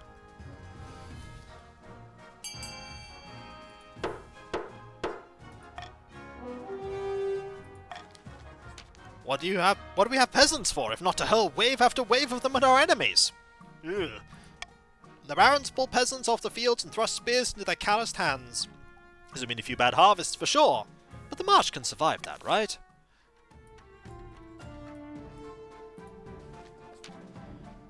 Vast armies darken the landscapes like the shadows of clouds. Flags are flying, drums are pounding in rhythm with the marching of boots. The kingdom is gripped with civil war. The more peasants die, the less we eat. Pretty sure it's a terrible strategy, Spook. At least that's what you imagine. Most of your time is spent in the safety of your palace, poring over a giant map with your marshal.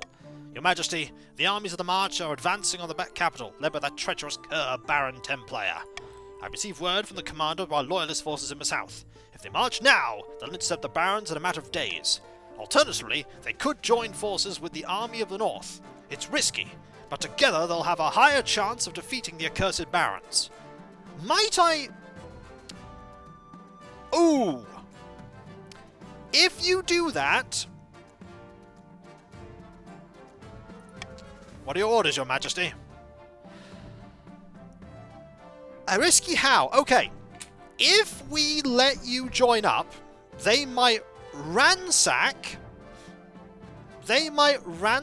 your lands, meaning, yes, we lose trade, which means the chiefs win.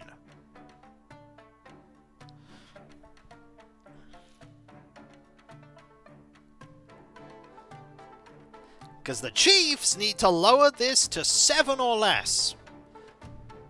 If you lose 2 trade...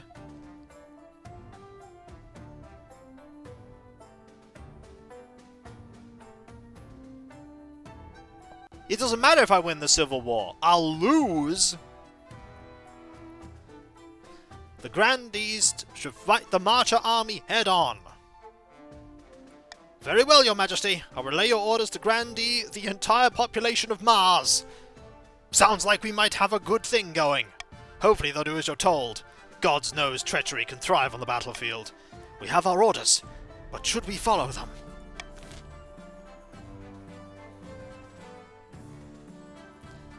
We'll lose if you don't pick A. You just have to risk it. I hope this works. How can we fight the entire population of Mars? I don't know. The entire population of Mars. Impressive! Nothing lives on Mars. Oh no!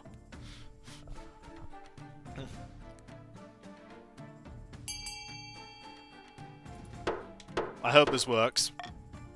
It won't. The whole city holds its breath. You stew in your palace, waiting for your marshal's return. Finally, she bursts on the throne, drenched in blood and sweat of battle.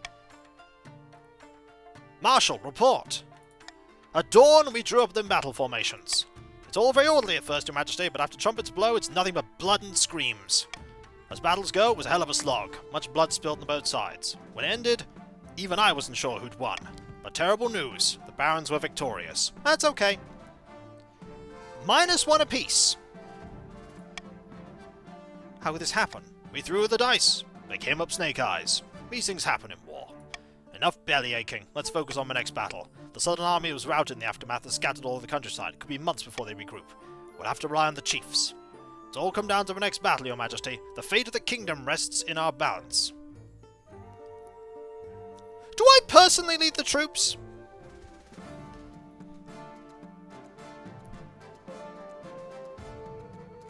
This seems like a bad idea.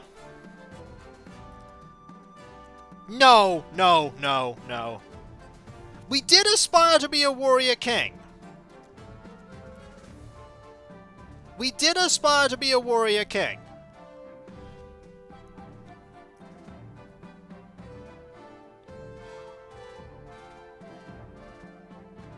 I'll lead the troops personally this time. I must advise against it. You'll be in great danger, and as inspiring as your presence may be, your death or severe injury would destroy their morale completely. You must protect me then. Very well, Your Majesty. I'll prepare your armor and horse. We ride at dawn. We can do this! Okay. Chiefs. We need E, everyone. We need E. Let's not get wasted this time. Agreed! We also need A.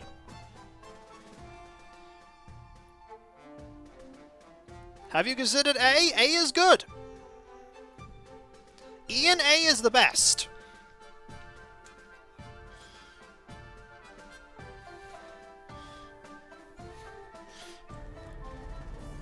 Because the barons also don't want, want A. Come on, barons, you don't want D. Barons don't want D, they'll lose. Come on, barons, you got more money for A.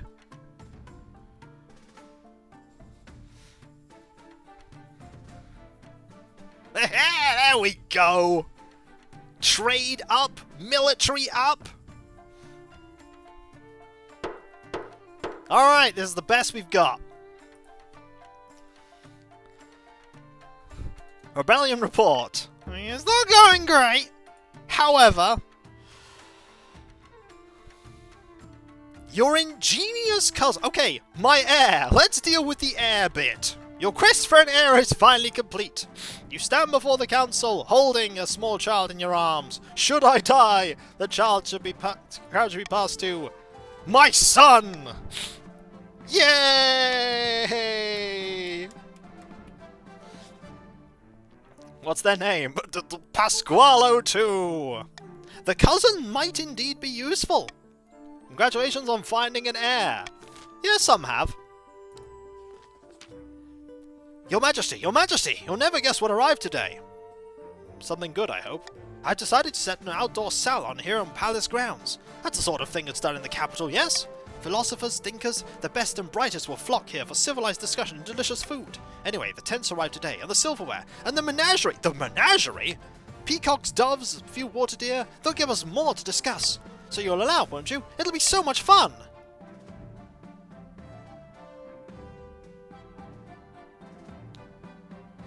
As long as you repay Chief Ducknuck with the profits. Lord Fizzlebert claps his hands and trots off to inspect the dovecote. Soon the salon is set up. From all over the capital, visitors come to sample your refreshments, enter the debates and spend money. Your cousins will pretend to repay to the Ducknuck, who responds with a grateful letter of thanks. Yay! Yay! Okay, so final battle time.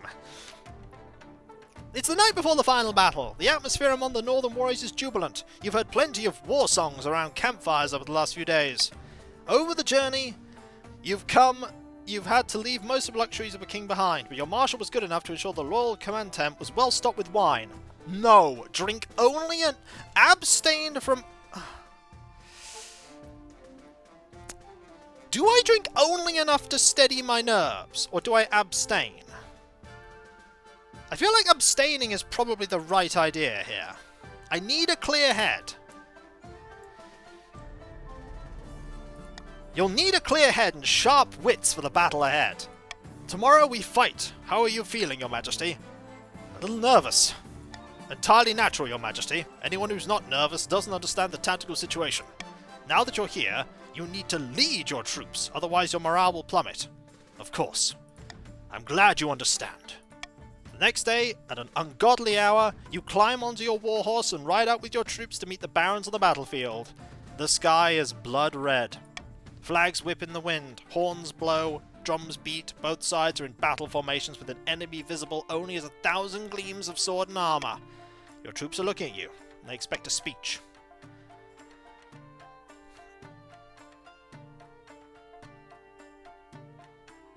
Today we stand and fight, brave warriors of the North.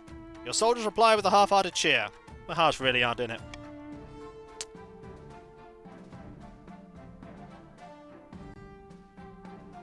Hang back with the archers. Seems like a good ploy. Cowardice, yes, but we're not likely to...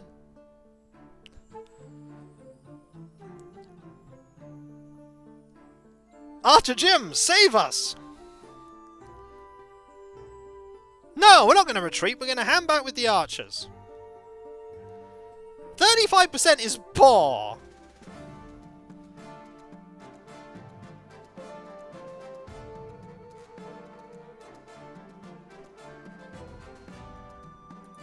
Rather than risking your neck on the battlefield, you decide to hand back with the archers. Close enough to the action that people can't describe you as a coward, but far enough away that you're probably safe. You watch the battle from afar, your heart beating in your ears like a drum. Troops clashing back and forth across the churned, blood-soaked muds. Clouds of arrows dropping down, soldiers dying as if we've not won a single one of these. The battle lasts for hours, and then in an instant it's over. Your northern soldiers break from the line and start running, and the barons whoop in triumph and start chasing them down. We've not won a single battle, ever. Your marshal appears, charging through the chaos, and pulls you onto their horse. The day is lost! We must flee! Let's get out of here. You flee the blood-soaked battlefield, followed closely by the marshal, not stopping until you've been left far behind. That should be enough distance, for now. We've got a hell of a gallop ahead of us, Your Majesty, if we want to get back to the capital in time. How could this happen? We threw a dice, we came up snake eyes again. If we want to see the year's end, we must build up fortifications, stockpile food, train up citizens' militias. The barons will be camped outside the city walls in a matter of weeks. It's time to pray to the Ninth, Your Majesty, because apart from him, you're on your own. I mean... we might need this money. We might need it. It's not over yet. A tunnel dweller? Huh?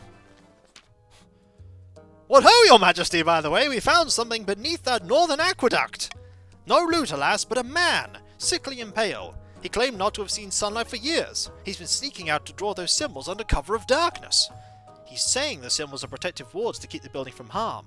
I'm not so sure. He seems harmless, but completely unhinged. Harmless? It's evil magic, that's what it is! This warlock can only be cleansed with fire!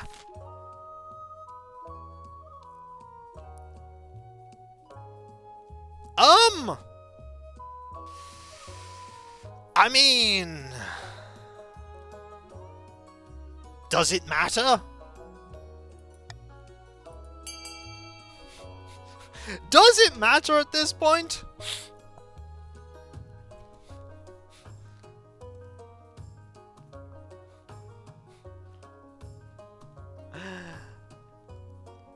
We might be able to do something. There's still an army. Burn the Warlock is an option. Oh. Oh. I mean, at the very least, we're setting up for a future victory. Maybe. He's harmless. Let him get on with it. Despite your Inquisitor's protests, you put the Northern Aqueduct out of your mind. Unfortunately, the peasants do not. Panic spreads, the symbols are seen as demons' work, many workers refuse to enter or even enter the aqueduct for fear of strange magic. My philosophical cousin! Your Majesty, it's awful! What's going on? I'm so sorry, I'm just overcome. One of my guests has accused me of insulting him at the salons, and well, the upshot is that I've been called for a duel! Because you did gravely insult me. You said I fixed my last duels. Lies! It's a misunderstanding. It wasn't even a philosophical conversation. I've never held a sword in my life. I'll be killed. That's your problem, not mine.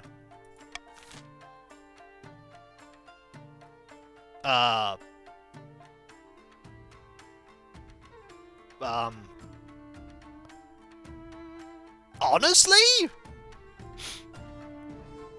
I don't know.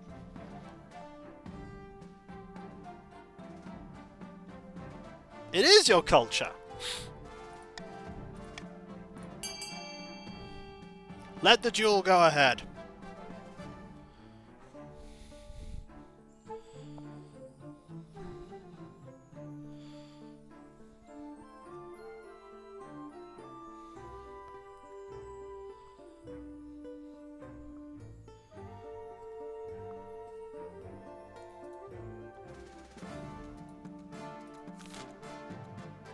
Let's see what happens.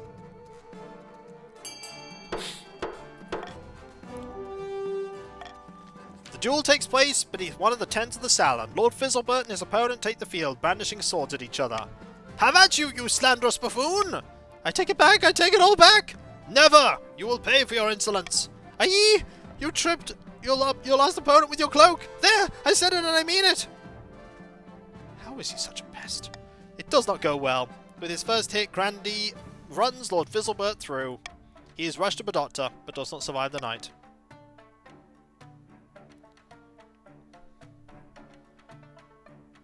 Good riddance. Gossip spreads in the capital about what happened. Everyone has an opinion and a differing story. Some say you had Lord Fizzlebert assassinated. Some say the philosopher was a jilted lover. Others say Lord Fizzlebert faked his death. Few rumors place you in a good light. Even in death, your cousin causes trouble. The barons march through the crown lands, pillaging and burning. The roads are heaving with refugees. Corpses clog the rivers. Now the capital is surrounded. You stand on the ramparts of your palace, staring out in dismay as the army camps stretching miles around the city. Get down from there, your majesty. Forget lucky with a crossbow bolt. Like what actually happened in history. What are we supposed to do? The grandees and the chiefs are still out there, your majesty. Admittedly, both their armies are smashed by rebels, but they'll be gathering reinforcements and calling on reserves. I hope they get there in time. You're right, there's still hope. As you finish your sentence, an immense trebuchet hurls a 10-ton boulder towards the capital. It crashes into a nearby clock tower, smashing it to smithereens. Like I said, your majesty, you better get inside.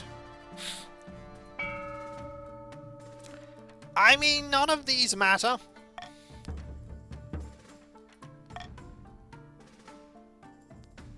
The siege grinds on. We just had that rebuilt. Another dawn breaks. The army of the sprawls outside your city. For at least 3 weeks they have tried to fight their way in. The siege drags on, the food supplies are dwindling. The streets outside your palace explode in daily riots as the demand to be fed. Don't worry, Pasqualo. The grandees will be here to save us soon enough. I'm sure of it. As evening draws in, horn blasts outside the city walls. The barons are mounting a final attack. I mean, you do have a military.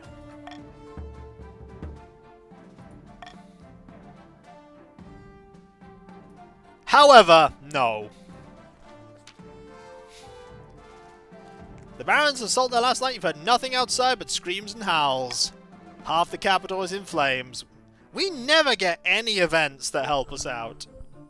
You haven't seen your marshal since last night. Perhaps they're dead. The royal court is empty except for you. I have not won a single rebellion, because even when we have like a 55% result, don't win. They break in. We can't let them take us alive. We'll go down fighting. You're right. Better to go down fighting. I'll fetch my rapier. You wait outside. Screams and clashes get louder. Your spy master arrives. They'll be here any moment, your majesty. You must saddle your horses and escape. I know of a secret passage. I'm not going anywhere. Then you'll die. It was nice knowing you, your majesty. It's gone within the blink of an eye. That's the man I married. Let's go out. Feet slipping on the blood. A wounded watchman crawls past you begging for water. You turn to Ernesto. If you have anything to say, now's the time. Let's be nice. A column of hardened marcher soldiers advance towards the road, moving deadly lockstep discipline. Baron Templars at their head. Come and get them, you goits! You and your spouse charge forward. It's beautiful. It's glorious. It'll go down in the history books forever. It's over almost instantly. A hail of crossbow bolts knocks you off your horse. 1,000 heavy boots march over you, crushing you into paste. But for a moment there, you really felt like a king. King Gasparlo's last doomed glorious charge against the barons will go down in history. Not as an especially smart move, but a brave one. Yes, it doesn't end well, Explos. Fun fact, it never ends well. After losing the civil war, the chiefs retreated within their borders to immediately begin plotting against their usurper. Unable to keep their puppet on the throne, the grandees were forced to retreat into their secluded villas and brood. It won't be long before a new southern claimant would arise, and when they did, the grandees would be ready. Yeah, we've lost 250%. We have never been lucky with rebellions. Ever. The barons launched a rebellion that toppled the king. In the aftermath, nobody could stop them from taking the throne, and Lind was crowned to half-hearted cheers from the traumatized common folk.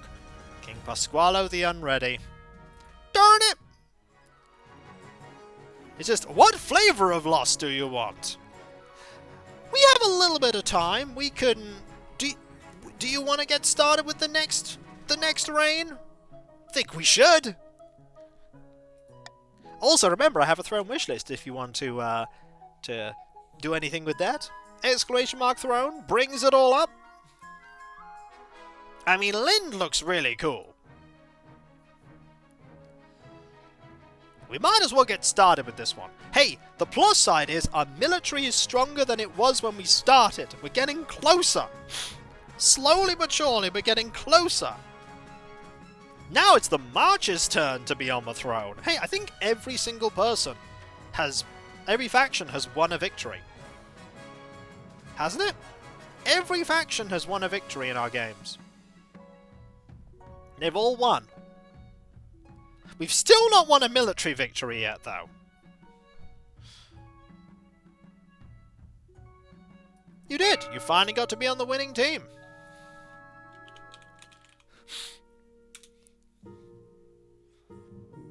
So, let's go with the path to victory. No, the coronation again. Your Majesty, you may have won the throne from King Pasqualo, but you must still answer to the council. This time we've got to try for a military victory. We won't. As is tradition, they will decide what happens to your coronation. Should we call the nobles in? Ooh. Ooh. Well...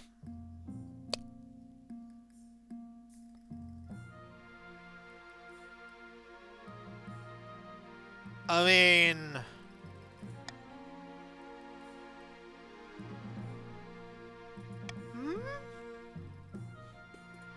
No, we'll veto that one. Let's not start poor, shall we? I see we're starting as we mean to go on, throwing the monarch in the room. This is clearly a good sign of a great reign. How soon want to drive our kingdom into the ground, my liege? Immediately. Immediately. Verily, it shall be smoteth into the ground. Because that's what we do.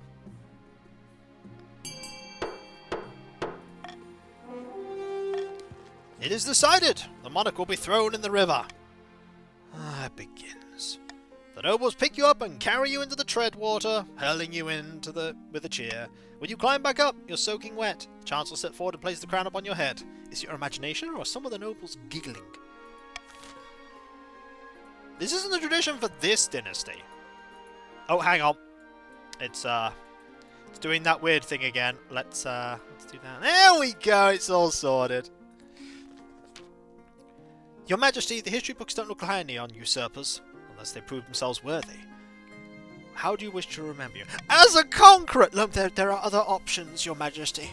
You could be a peacekeeper. I want to be a conqueror! You could be the greatest monarch. I want to be a conqueror! Please. The bird on my shoulder is looking very, very unhappy. I want to be a conqueror! I want... Your Majesty, please don't. Please don't roll on the floor crying. I want to be a conqueror! As a warrior monarch is sure to be remembered fondly. If you win more battles, then you do realize that no king has won a single rebellion in this entire world. I want to be a conqueror! I suggest over the next few years you focus on improving your military as much as possible. Once you have an heir, it doesn't matter. The same king just gained the crown by rebellion and just himself. Fell out a lot of a crying monarch. We bloody well pulled that off, didn't we? The barons are finally in charge and we can sort this kingdom out. Now just remember our little arrangement. We put you on the damn throne, so you do as we tell you, got it? Glory to the marsh! Have you been crying? No! Huzzah! Now introduce yourself to the rest of the council. Good luck in the days ahead. You'll need it. May the ninth bless your reign, your holiness. We're going to argue now. What do you think? Will they be a good little monarch and do as they're told? I mean, they were too busy blubbering about wanting to conquer everything, so I'm not sure.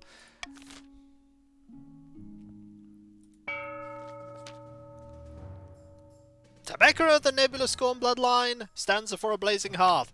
What a coup! Lynn now sits on the throne and the barons are in charge, but the other regions are already scheming to depose them. Do we stay loyal, or cut our losses and put me on the throne instead?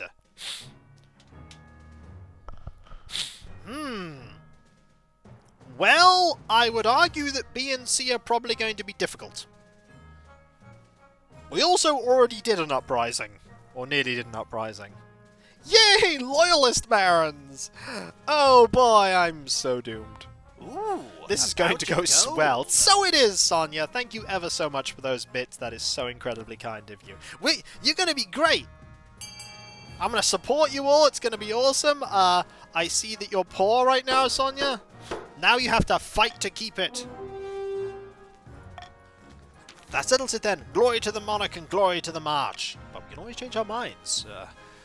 I can hear their wailing all the way from over here. The barons will aid the monarch by countering the other region's schemes. Defiance gets too high, blah blah blah, rebellion. Meanwhile, owner of the Tentretto clan, chiefs of the north, I should be on the throne. Why do I even want to be on the throne? Every monarch that has been on the throne has died horribly. Why? Why do I want this? Subterfuge, prophecy, or Ragnarok?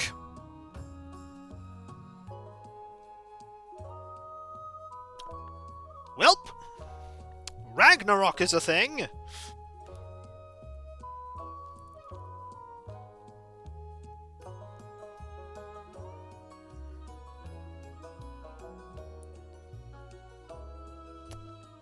I mean, at least we have a face in a mountain from the last one. This is going to be interesting. The chiefs plan to make an alliance with the ice giants to take over the kingdom. First, they must not be weak, or the giants won't take their proposal seriously. You must raise your military to 5 or more in 4 seasons. Meanwhile, Uncle Pot, a false pretender, occupies the throne. Blah blah, praise the ninth. Blah blah, we have rapiers. Blah blah. Doppelganger, intimidation, witch hunt.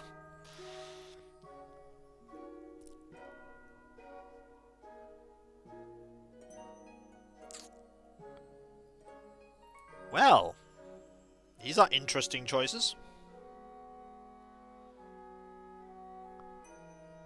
These are very interesting choices.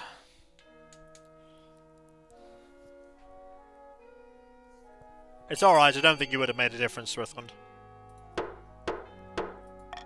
That's a bit of gunpowder, we got this. The grandees plan to hold a monarch hostage in their own palace. First, they must lull the spy master into a false sense of security. Raise the stability to 5 or more in 4 seasons. Okay, so plus and plus. I mean, I've got to take the golden choice. I've got to take it. Giant spiders. The honor Giant spiders. One evening you're sitting in bed, reading some paperwork, and then a peasant walks in. "Hello, you Madge! Glad I finally found you. This bloody place is a maze. Mind if I take a seat?" "Guards! Guards!" But your pa's watch nowhere to be seen, despite you yelling yourself hoarse. "Listen, I've got a bloody great idea for you. If we tied a bunch of birds to a knight, I reckon you could field some aerial troops and totally dominate the battlefield." Before the peasant can explain further, your marshal bursts into the bedchamber, sword drawn. "Your Majesty, I'm sorry I couldn't come sooner. I have no idea where the cowards are. Do you want me to kill him? Or just kick him out?" "Arms behind your back, scumbag." The peasant is dragged out from your bedchamber, still babbling about bird knights. No! It's a terrible idea, Cav. When the marshal returns, she looks grim. "If one thing's clear from this mess, is that you need an honor guard that will actually keep you safe. Not like the pathetic watch. Think carefully, Your Majesty. These guards' loyalties will be divided between you and the region. Of course, you could just hire foreign mercenaries. They belong to coin above all. No need to even ask, Marshal. The monarchs know, but not as our veterans, the only ones with real experience in warfare." Yeah, about that.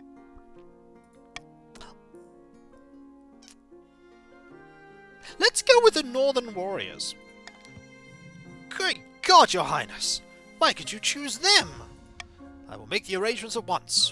The warrior heroes arrive a few weeks later. They swagger in with big grins and bigger axes, belching and singing and roaring out unsavory jokes. One of your courteous fates. I'll get you in here. Meanwhile, this one. Your Majesty, it is my singular honour to invite you to attend the annual Night of the Seven Pyres celebration. Ah! I look forward to attending.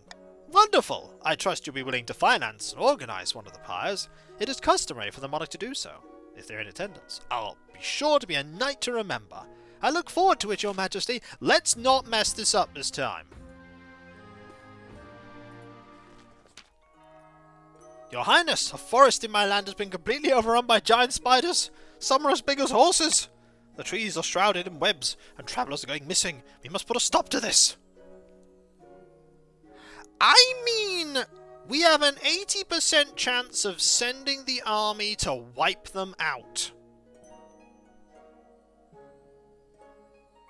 Shall we actually do the giant... Let's actually, you know, do the military thing. Let's send the army to deal with them. Cav's like, no. We must coexist with the spiders. Thrith also, understandably, decides you must coexist with the spiders. But, no. I want a percentage thing to go well. I want it to go well. Why won't it go well? I just want to conquer.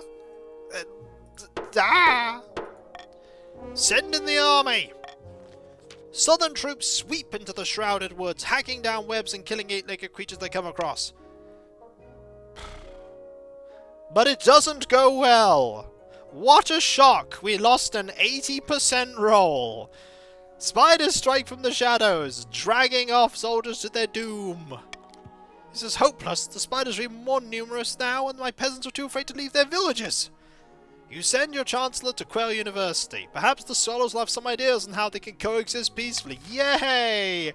So we failed a 50%, and a 55%, and an 80%.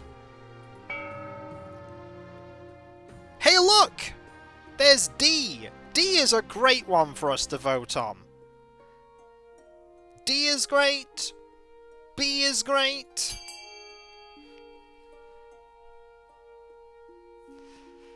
I mean, it doesn't matter. We're not going to be able to lower their military anyway.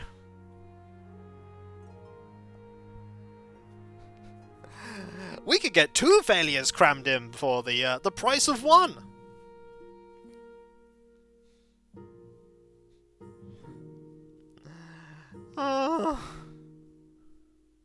One day, I will have a monarch that actually manages to succeed at the military goal. One day, We don't get 80% or 50s or 55s. I don't know. I don't know, Landlock. Let's give you the word. No, next week we'll try it. We're not going to... I think you failed the 90% chance last stream as well. I did! You're very right, I did. Yay! We got more military.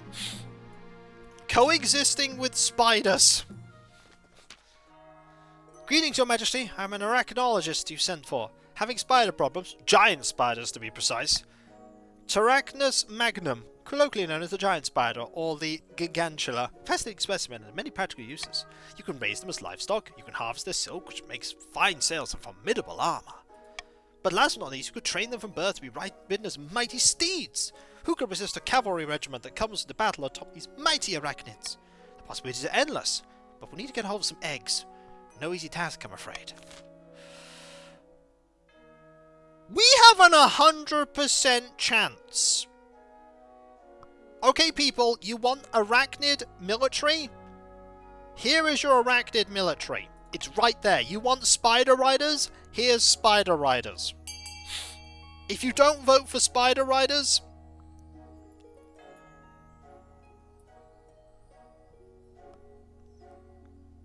Everyone votes for spider riders. Excellent.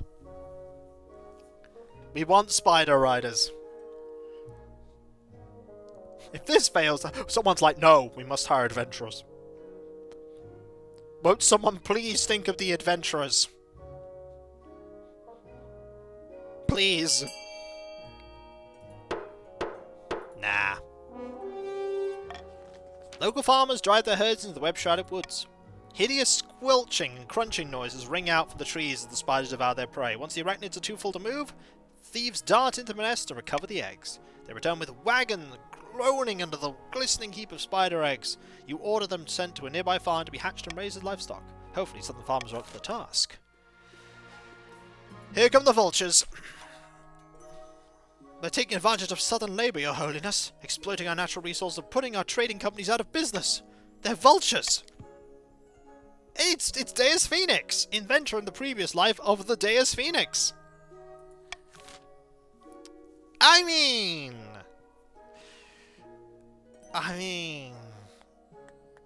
we are not picking B.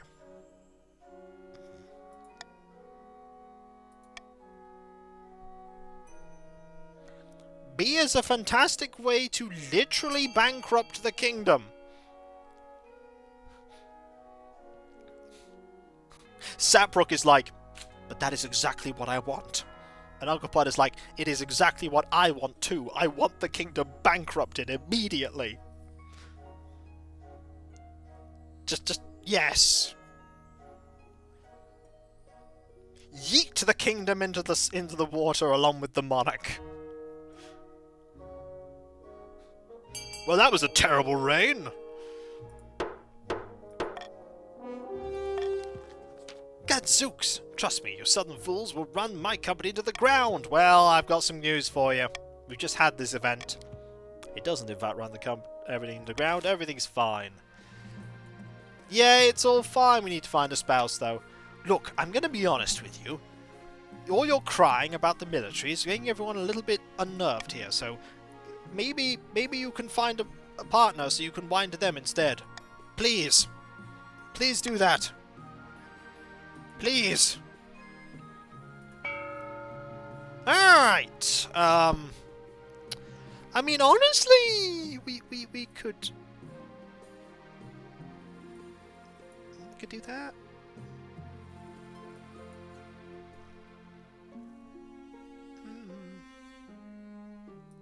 Yeah. That seems good. A little bit up, a little bit down. Rogue Golem! A rogue golem has crossed into our territory over the Ash Medium border, Your Majesty. This could be an exciting opportunity. What's a golem?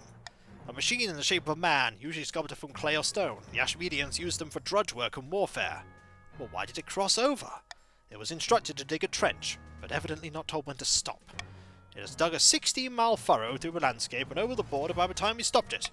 Please, my liege, this is our chance to figure out how this magic golem works. We could even turn it against Ashmead. Your Majesty, the barons would drown their own grandmothers to gain an advantage over Ashmead, or over the chiefs and the grandees. Golems are an offence to the ninth god, and they're dangerous. We should destroy it before it gets out of control.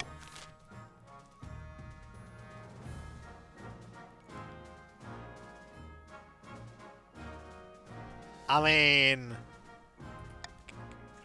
Come on. We gotta have a golem.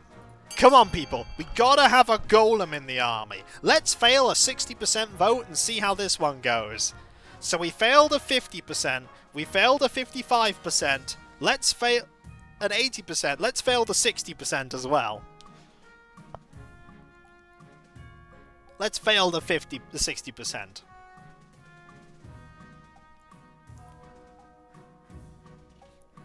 I'm liking how this is going. And by liking how this is going, I mean it's going awfully. Failure! Failure! Failure! Failure! We know from first-hand experience how well these golems fight. It'll be a wonderful addition to our troops. The golem lives up to its reputation. On its first test run, blades pop out of its wrists and slice a training dummy in half, as well as the wall behind it. Finally! We have a golem! Beautiful. Also blood money. Excuse me. Nothing is wrong. Absolutely nothing is wrong in the north. Really? Things must have changed. There's definitely not an old witch who lives in the border of my lands, and I definitely haven't been having money troubles. And most importantly, she didn't offer me a fortune to exchange for just a drop of blood. An offer that I definitely didn't accept. Keep looking at me like you've trodden your foot. Ever since I didn't accept the witch's bargain, I haven't found myself obeying her every command. I definitely still rule over my estate, not her. Furthermore, she didn't forbid me from telling you any of this. And I'm not using negative statements to bypass her magic. Let's fetch the court decision and see if we can lift your curse. After a week of confining the iron cold box with nothing to eat but salt, the magic stops affecting Chief Fon's master so strongly. He's even able to talk about his ordeal directly. I always tolerated that bloody witch. She'd sell medicine to the peasants and help find lost sheep. I never suspected she was capable of something like this. We need to call a vote. Send a regiment to take back my stolen lands. I mean... If we want to fail another 80%, we can.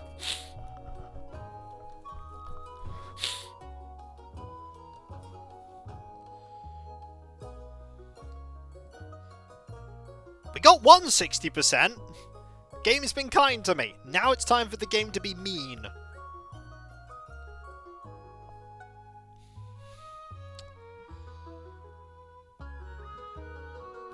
That is a big vote. If it fails, good. Military goes down. No, that's bad. Okay, it won't make a difference because we need to get it lower than 5.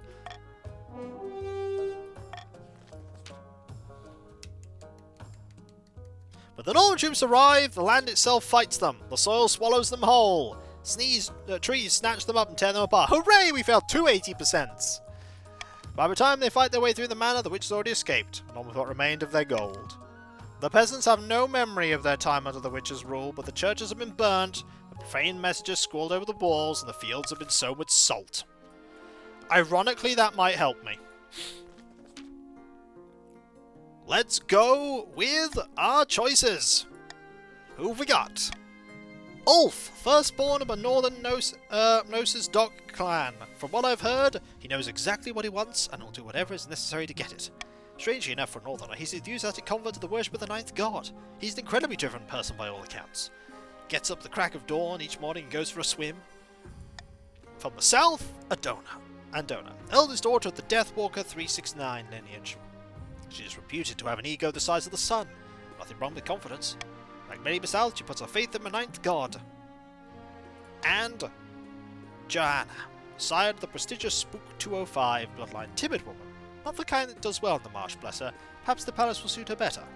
Unlike most barons, she's got no patience for hunting. She spends her time in an armchair with a good book. She tries to write a memoir once, but it was unreadable rubbish. Honestly, I need to think about sensible practicalities. I'm going to go with an Andona of the South. Excellent. I'll make the arrangements.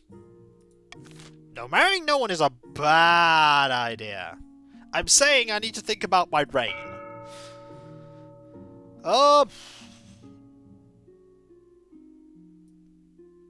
mean, we get rid of monarch's vote all the time. Taxing issue. Ah, the Knight of the Seven Pyres. First, the royal wedding. We'll do the royal wedding first. Guess what? It's once again a fantastic affair. Do you take this woman as your lawfully wedded wife? I do. And how about you? Married in the eyes of the kingdom. Excellent. Stability's good. By the time you find yourself alone with Andona, it's past midnight. Never felt more tired. What a wonderful occasion that was. A shame that tradition demanded I marry in St. Bertrand's Cathedral. I can assure you the temples of the south are much grander. Better get used to life in the capital. I suppose I'd better. Tell me something you're passionate about. Just a humble follower of the Ninth God's teachings, and everywhere I look I'm surrounded by sinners and heathens. I can't wait to laugh at them in the hereafter. That's so interesting. Have I told you about how I want to conquer everything? It is, isn't it? Anyway, to ignore you and continue on my subject. Blah, blah, blah, the ninth. Blah, blah, blah, religion is 3. Blah, blah, blah. The Knight of the Seven Pyres. It's not long until the Night of the Seven Pyres. As you journey south, the sun beats down you like a hammer. Grandee Farsight 3 greets you. Glad you could make it, Your Holiness. Welcome to Calibra. Beautiful place you have here. The whole city is excited to have you here, Your Majesty. Citizens cannot wait to see your pyre burn. You will provide the surrounding entertainment and arrange the event's spectacular climax. But first, which of the deposed gods' effigies do you want to be responsible for burning? The entombed one. An excellent decision, Your Majesty. Traditionally, the 8th god's effigy is burned in the cemetery. Now what kind of entertainers will you be hiring to surround the pyre and impress spectators? I mean, let's go with some fire dancers.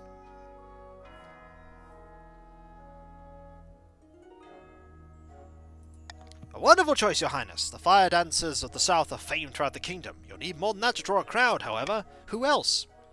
I mean, acrobats.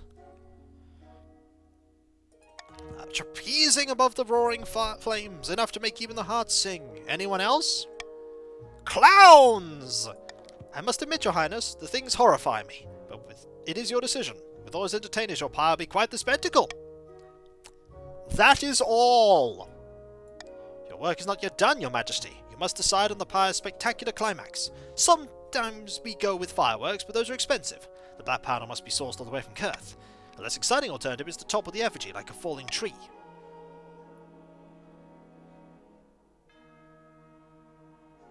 A normal amount of fireworks should be enough. An obscene amount of fireworks! Wonderful, Your Majesty! Your pyre will culminate in a fireworks display, bringing the night sky alive. I'll make the arrangements at once. I can't wait! Soon, the Night of the Seven Pyres is upon you. The streets of Calibra are crammed with merrymakers. As the royal stagecoach makes its way to the cemetery, the citizens greet you with cheers and tossed roses. The effigy of the 8th god towers over the gravestones, a 50-foot-tall stuffed man with dozens of burning eyes. As it bursts into flames, you call out your fire dance. Out come the fire dancers, acrobats, and clowns. The clowns honk and squeak. The fire dancers sway alluringly, spinning their flaming torches. Overhead, acrobats glide above the flames like doves. The crowd applauds, delighted at the sheer spectacle. Finally, your effigy explodes and fills the night sky with amazing colours. Crowds coo. The nearby cathedrals look distinctly flammable. Fortunately, no stray spark catches anything alight. Thank the stars! You didn't want to be known as the monarch who burnt down Calibra. The next day you wait anxiously to hear how the South reacted to your fiery display. Congratulations, Your Majesty! All anyone can talk about is your spectacular pyre. Everyone agrees you honoured the ninth god and put on one heck of a show.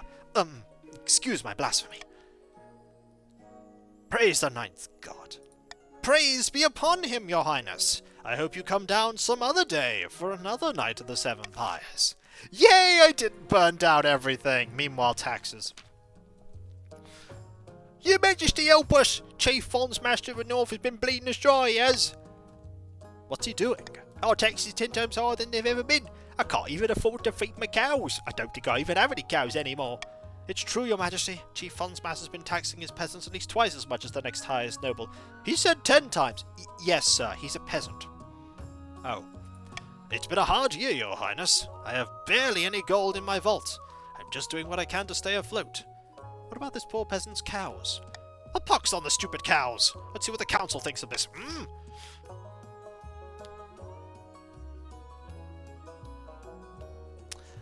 I mean, we could have the royal decree here.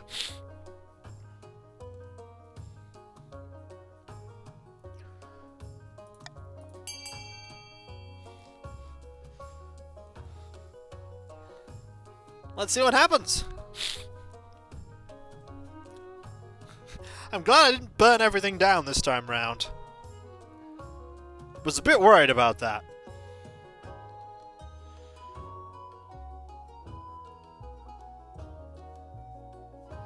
I was very worried about that.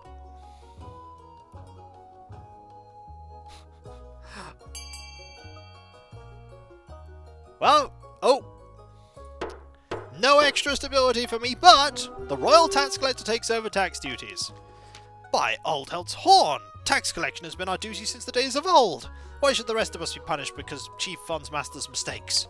The royal tax collector proves to be diligent and efficient, but the chiefs are outraged at the implication they can't be trusted. Well, I mean, I got the money. Meanwhile, far to the north, where the snow blankets the landscape and wolves howl, the chiefs plot to bring about the end of the world. Ragnarok. Morgana has blessed us. The ice giants have agreed to parley. The gods are good. With this luck, this will be the foundation of an alliance strong enough to rock the world. Aye, the ice giants are a formidable ally, tall as a building and limbs like tree trunks. And those southerners don't know how to fight like we do. But first you must offer something the giants desire. A whole kingdom's worth of pillage? Just what I was thinking. If you fill the kingdom with bountiful goods to plunder, the giants won't be able to resist. For the next stage, you must raise the other regions' trade to a combined total of 12 or more. The other regions. Not mine. No, you're a lot under. Not yours, theirs. You're at 7. In the south, beneath the scorching sun, Cav strolls around the vineyard. Our plans are going better than expected. The spy master thinks all is well in the kingdom. Thanks to their lack of attention, I've amended the wording of the oaths our soldiers swear by joining up. Now they proclaim lords of the ninth god rather than the monarch. Things are proceeding better than we expected. Our next episode plays the Palace Watch with our own agents. Indeed, the Honor Guard are incorruptible, but the Watch are another story. If the monarch can't pay them, they'll look for money elsewhere. Ah, I must get money. Well, that's a problem.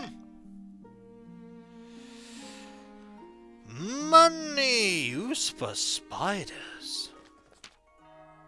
Greetings, Your Majesty. I was tasked with looking after the spiders, and I'm pleased to say they've grown to a nice plump young specimens, big as house cats, near as tame. Only as big as cats? Oh, don't worry, Your Majesty, they'll grow. You wouldn't believe how much they eat.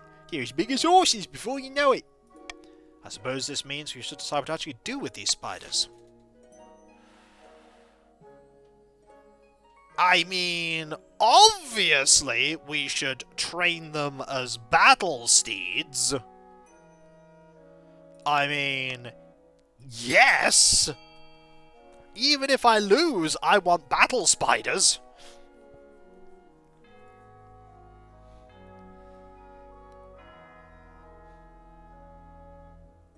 We all want battle spiders.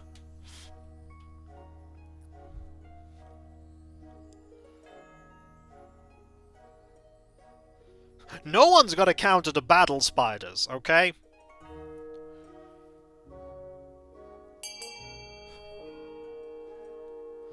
The barons are loyalist.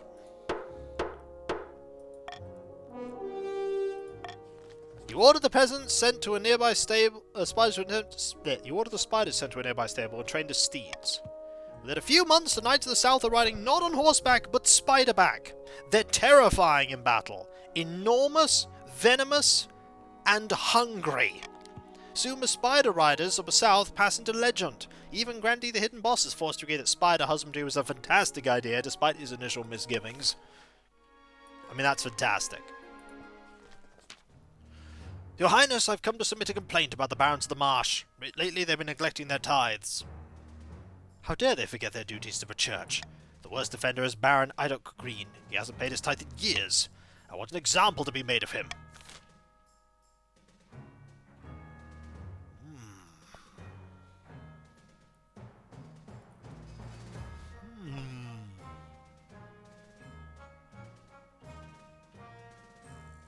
I mean, the barons could be exempt from paying taxes.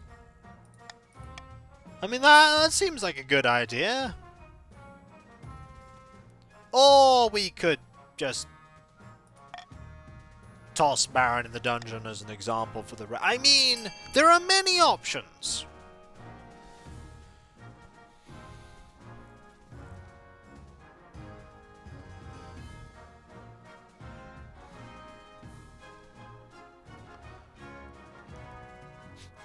People aren't sure whether to have them exempt or anything else.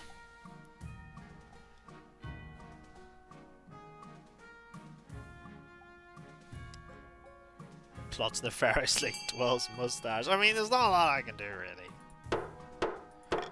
The Baron should be... toss him in the dungeon! What? Just because I'm not paying my tithes? No, you can't do this to me! Oh yes, we can. Hands behind your back, you faithless scum. After that, the rest of the barons pay their tithes promptly for the rest of the year. The Archbishop is most grateful, and the priests preach of your faith. Your esteemed Highness, I have troubling news. Someone took the knight's name vain again? Not quite, Your Highness. A group of individuals in the march are meeting in secret to preach heretical teachings and engage in rituals. They are believers of some ancient folkloric tradition. It's tied to some primordial spirit they say lives in the trees. Silly stories for children.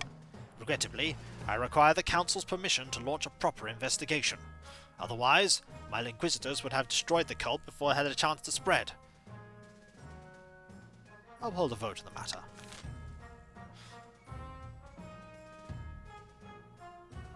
Repeal the law preventing the investigators from investigating at will. Send the Inquisitor. I mean...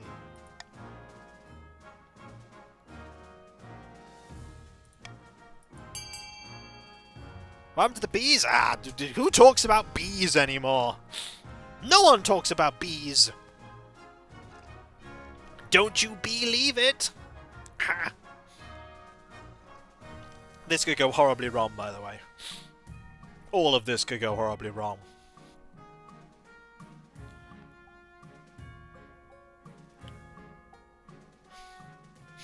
It's gonna be like, no! Can't let them in!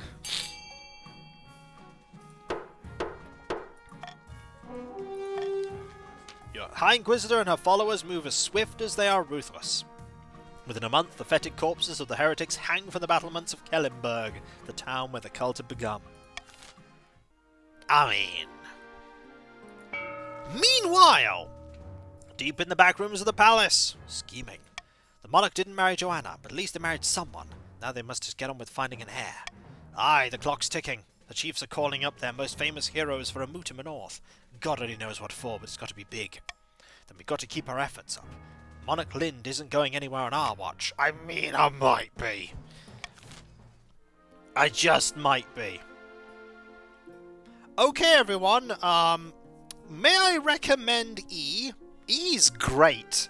Do you want a fortress? The might of a billion everything. You'll have a fortress full of spiders. Spider fortress. I mean, the trade thing is okay. We can let the trade thing happen. The trade thing is fine. We want the spider fortress. I'm never gonna get my military victory, am I? Does the spider fortress walk? Yes! If you'll fund it, it does.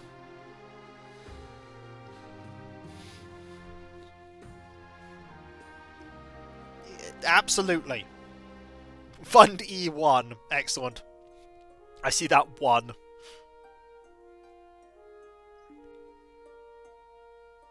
Ah, beautiful. Can it shoot lasers? Sure, why not? I'm sorry, my fortress.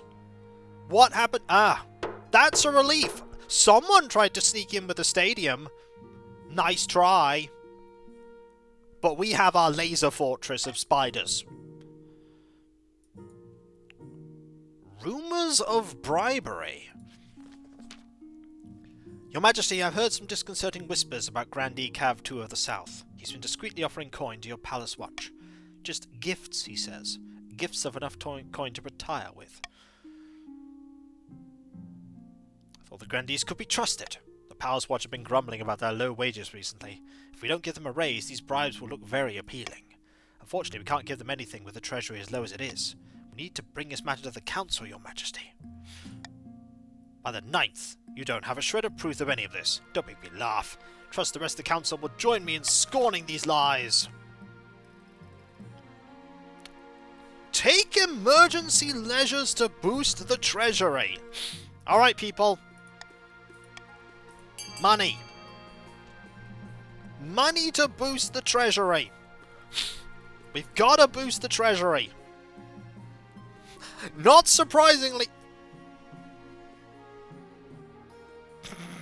Fat Steve's like, I don't want to win. Like, I know I'm going against everyone else, but I do like money. I do like money. Whew. Have money, everyone. Who voted for it? You order the mint to produce more coins. The sudden rise in inflation causes food prices to rise enough to leave thousands starving. Oops. Most of the extra cash goes straight to the palace watch. Hopefully this will buy their loyalty. Since the wedding, you've witnessed your queen consort fail miserably at a series of hobbies. Swimming ended with the near drowning. Knitting ended with you being gifted a 12-sleeved shirt. Beekeeping ended with half the palace watch in hospital. Despite all this, Adonna never gives up. I've had another great idea. I can't wait to hear it. I was looking through the law books and found a long-forgotten decree saying the monarch can appoint their queen consort as a regional governor. The appointment only lasts half a year, but during that time, I'd have executive power of an entire region. Isn't that exciting? Imagine what good I can do. What region were you thinking of? Not the South, obviously. The Grandees know too well. I don't think they'd listen to a word I say. But anywhere else could work. Sure, I'll allow it. I knew you wouldn't let me down. Now, according to the law books, the council must be allowed to vote on which region I'll be governing.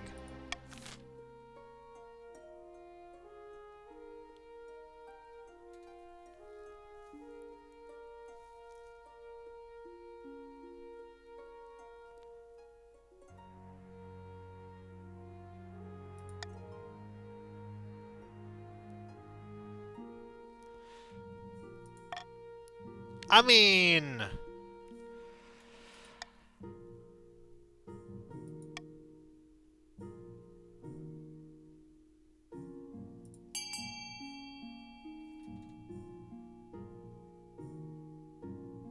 No! No.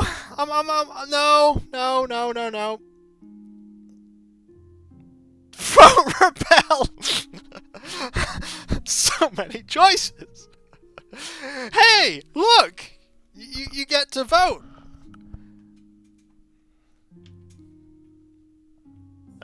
Oh, it's beautiful! Don't worry, my spouse will be fine! Just wait until you see the improvements I'll make in the north. They need someone to whip them into shape. Of course, my focus will be on increasing the population's faith in the ninth god. There are so many souls to save. By the old gods, you can't be serious.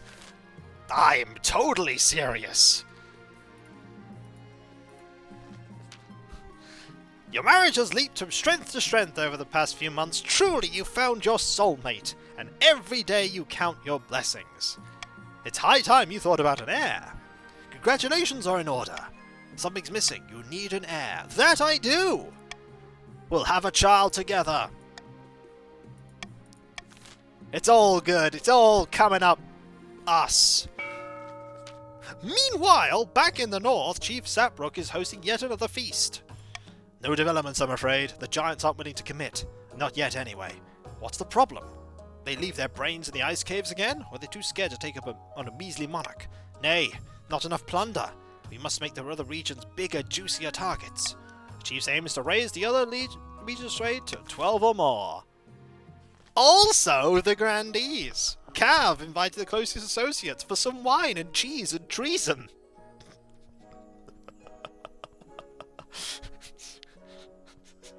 That is going to be a new phrase of mine. I will invite you to some wine and cheese and treason. Cheason! I love it! Cheason! Some of our bribes have been accepted, but not enough. The monarch is paying the palace guard well enough that their loyalties aren't easily swayed. So we have some of the watch in our pocket? Isn't that enough? No, not yet. We can't make a move until we're sure we won't be discovered. The grandees will aim to lower treasury by 1,500 or less. Well, wouldn't it be a shame if I left the treasury thing exactly as it is, except for a tiny raise here? So that we have even more money in the treasury?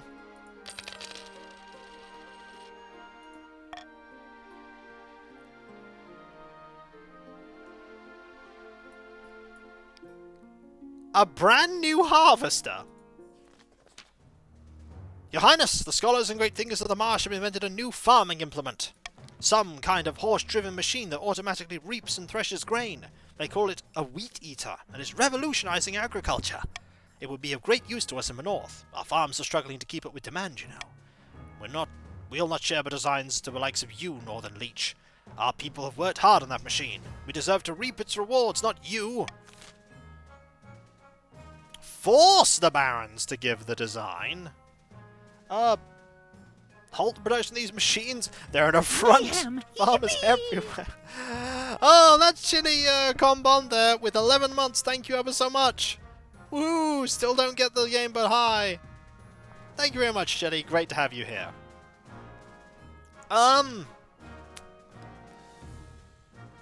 B is a terrible idea. I don't like B. B is the one I'm not letting happen.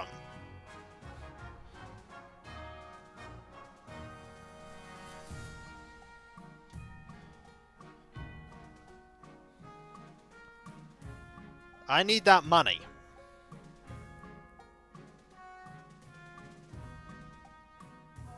I need to hoard my money.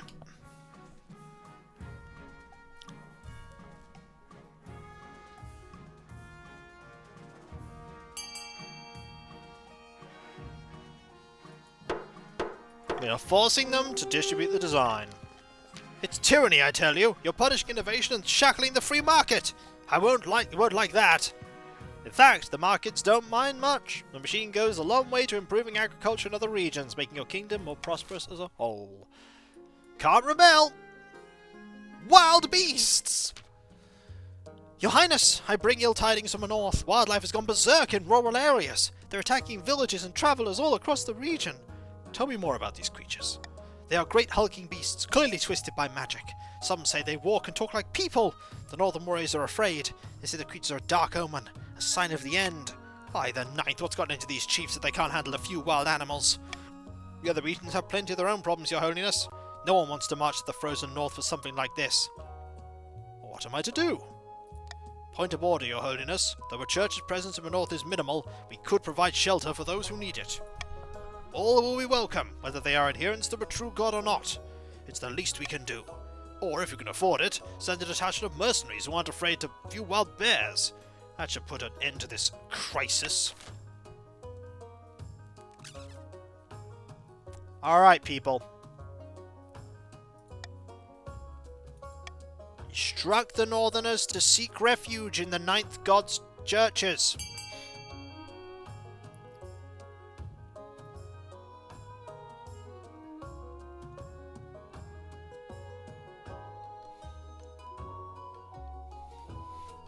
Seek refuge!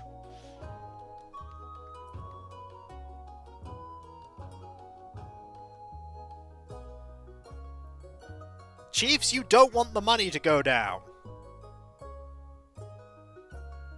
Trust me. You don't want the money to go down. The Archbishop instructs all churches across the north to open their doors to refugees fleeing the attacks. They are more than glad for the assistance. Over time, the beasts withdraw. The Northerners are grateful for the church's help, with many finding a new place in their hearts for the Ninth God and his disciplines. But you want higher faith? Why not? Also visitors. Your Greatness, I simply can't stand it any longer. I need you to do something. Who peed in your porridge this morning? I have filthy peasants scrambling over my newly built fortress, tapping the walls, mucking about in the sewers. They've heard rumours of a buried treasure beneath the site. Total nonsense, of course. I need you to keep those greedy treasure grubbers off my land. Actually, these rumours might not be nonsense. After conquering the north, King Harold the Great is said to have buried a huge stash of spoils of war in the area. What are you suggesting? We could search the treasure ourselves, send a team of diggers to take the place apart brick by brick, dig deep into the foundations. By the old gods, what are you saying? That would destroy the whole place!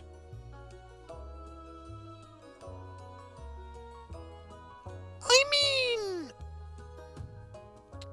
we could place sentries to keep the fortress the treasure hunters at bay. That would lower the amount of money I have a little. I'm willing to concede that that is an option. I'm willing to do it.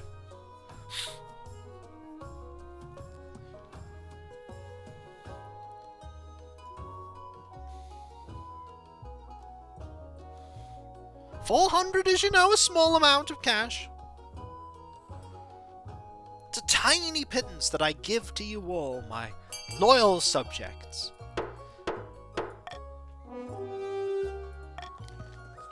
Your Greatness. Your Greatness. To build something and then tear it apart would be completely foolish and a waste of precious noble wealth. Yep. Indeed.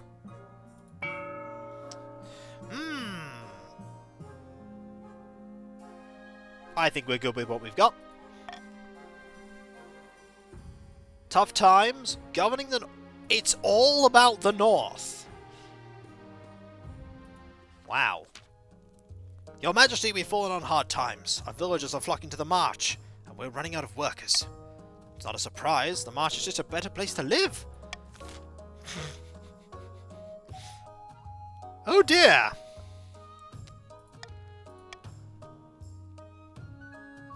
No!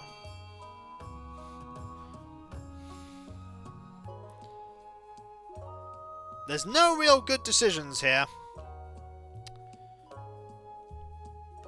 I know we're making things a little bit plundery and bettery. But treasury is also a worry.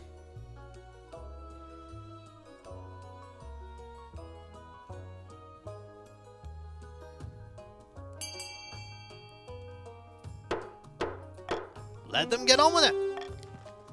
Oh, I see. Yes, Your Highness. The chiefs continue to struggle, but with more peasants arriving each day and working the farms, the march's economy booms. Governing the north. Uh-oh. Your Majesty, your Queen's consort's government's at Mars has been nothing short of catastrophic. The last 6 months have been a litany of disasters unlike anything I've ever seen.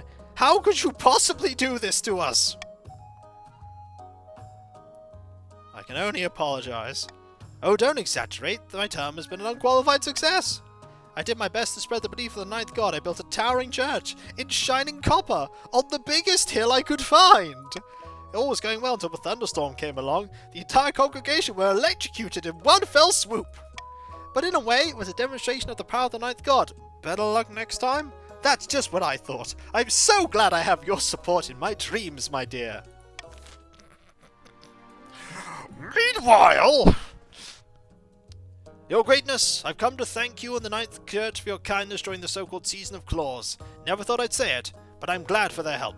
The creature's attacks have eased. I can only imagine why, but I thank the gods for it, both old and new. No need to thank us. Once the chief bows his head to leave, your Archbishop is quick to lean over to you. Your Majesty, we've presented a golden opportunity to expand the Church's influence. We should capitalize on this goodwill immediately. Ein.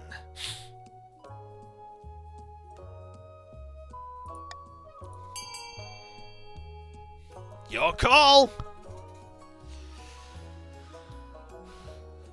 No one would stop it.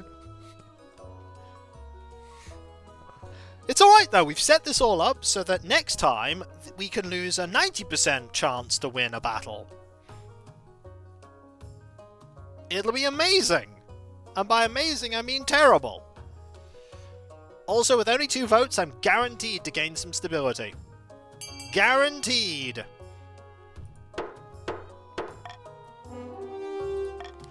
The Church decides against kicking the Hornet's Nest, or Sleeping Bear, as the case may be. You reason the Ninth God will judge them accordingly in the thereafter anyways.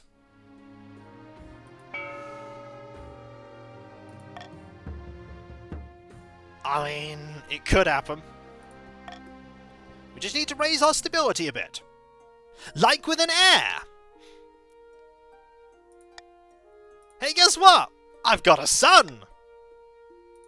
You can't rebel anymore! What is your name of your son?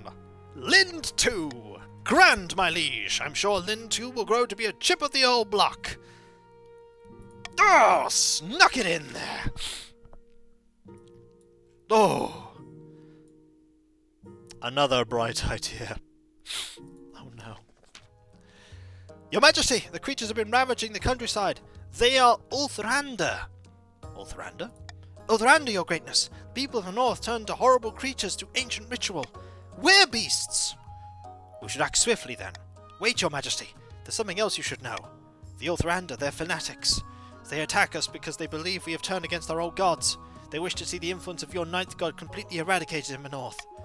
The Archbishop is incensed, but you calm him with a wave of your hand. A vote must be called.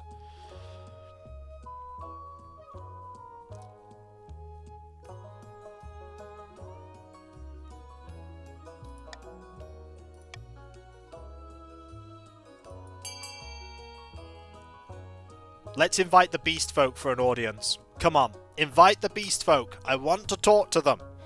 Let us talk to the beast folk.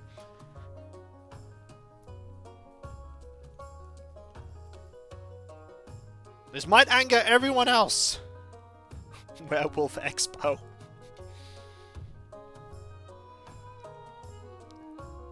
Marry the fish, I mean beastman. I see your point.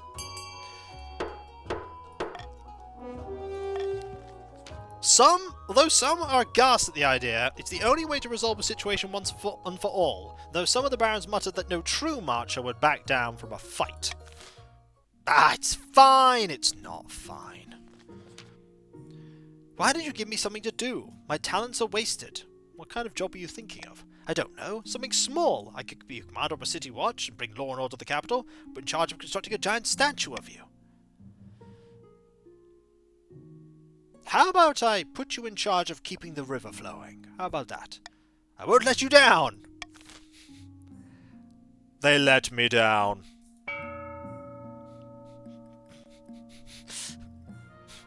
Then the river stops flowing! Alright people, make a diplomat, the diplomat for the werewolves. I mean, B's good. B's great. Oh, the river. What if we have nothing to throw the monarch into next time? No one would blame you. They're amazing. Don't worry. It's all good. It's all good. D, send faith to 0. I mean, if you want to fund D, that's fine. I wouldn't recommend it. I see what the barons, what the chiefs are very slowly doing. This was his plan. I think we'll go through one more season, and then we'll stop after that. It's getting quite late. To destroy the river! Then no one will ever. A dry river will have a new monarch very swiftly after that too. Good news! Military's ridiculously high right now. Your ambition! At the start of your reign, you said you wanted to be a conqueror. You look like you plan to live up to those words. The kingdom's army is stronger than ever before. Well done, your majesty. But to shut down your noble scheming for good, we need to build on that reputation. Your advisors have some ideas. We should crush these disloyal nobles, take command of their armies, and force them to submit. Or if you're looking to unite the nobles rather than smash them, you could declare war on the Ashmedian Empire. They'll forget their schemes if you win.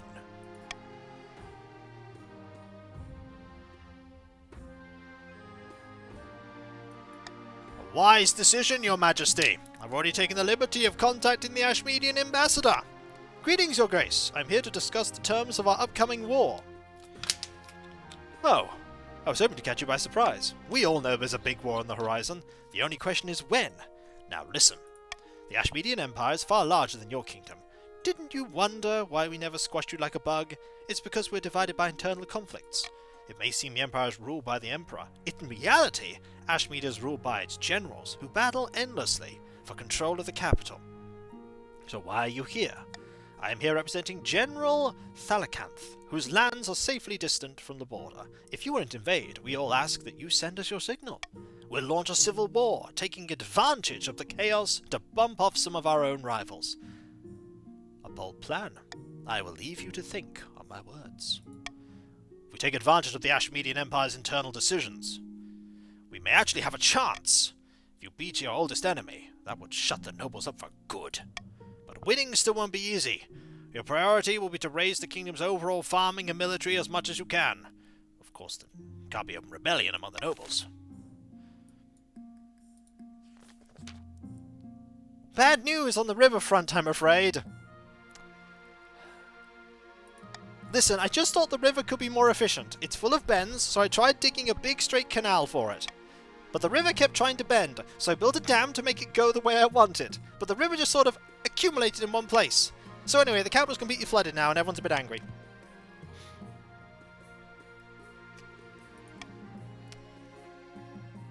It's fine, it's fine. Don't worry, the cleanup will only take a few weeks. Anyway, I have another idea. Perhaps they'll be a bit more successful, perhaps another time. Yes, no problem, I'll tell you all about it later. Don't tell me about it! Your Majesty, the beasts have arrived. Do not worry, the Palace Watch will keep you safe if they try anything. This one is their leader. Lind. That's your Majesty to you? Whatever pleases you, your Majesty. Let's get this over with. As it pleases you. The Church of the Ninth God must withdraw from the north immediately and never return. That is our demand. The chiefs have lost their way. We will show them, by the power of Valtor and the wisdom of Morgana. If it means what it means to be a northerner. Absolutely preposterous! Surely you cannot even consider this, your Majesty! These monsters should be shown the sword!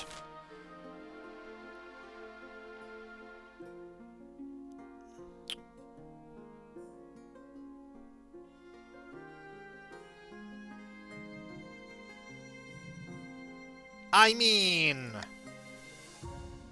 yes, actually.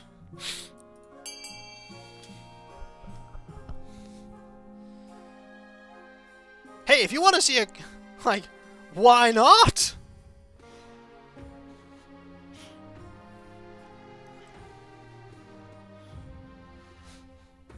Why not? Okay. We accept your proposal. Maybe.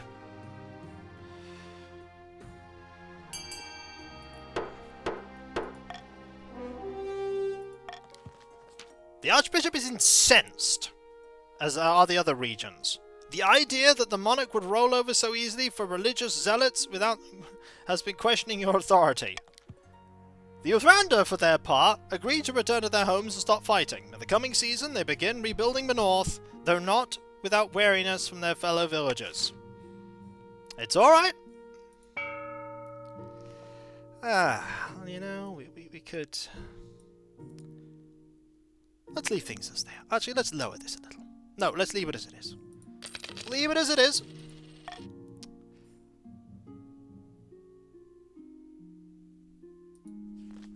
Let's see if we can do it.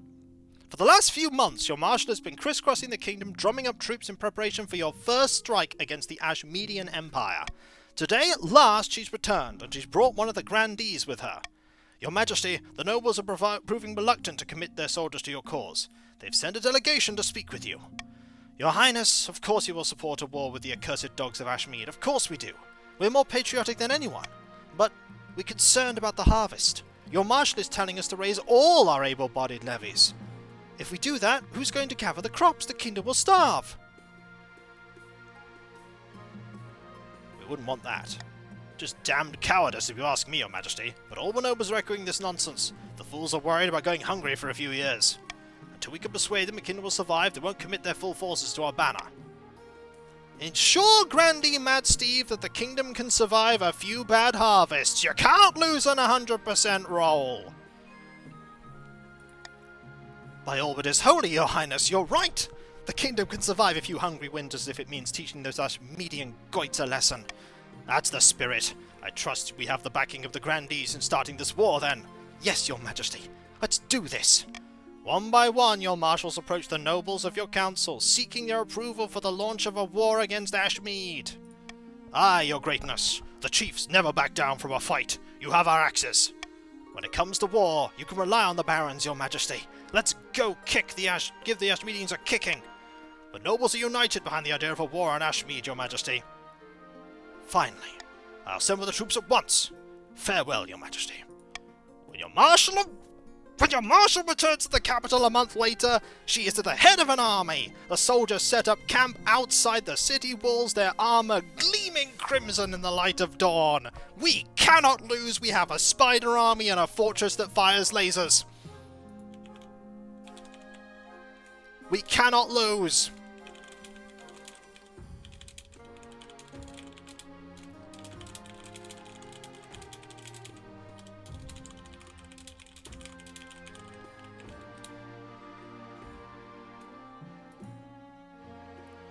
Why is that not being added?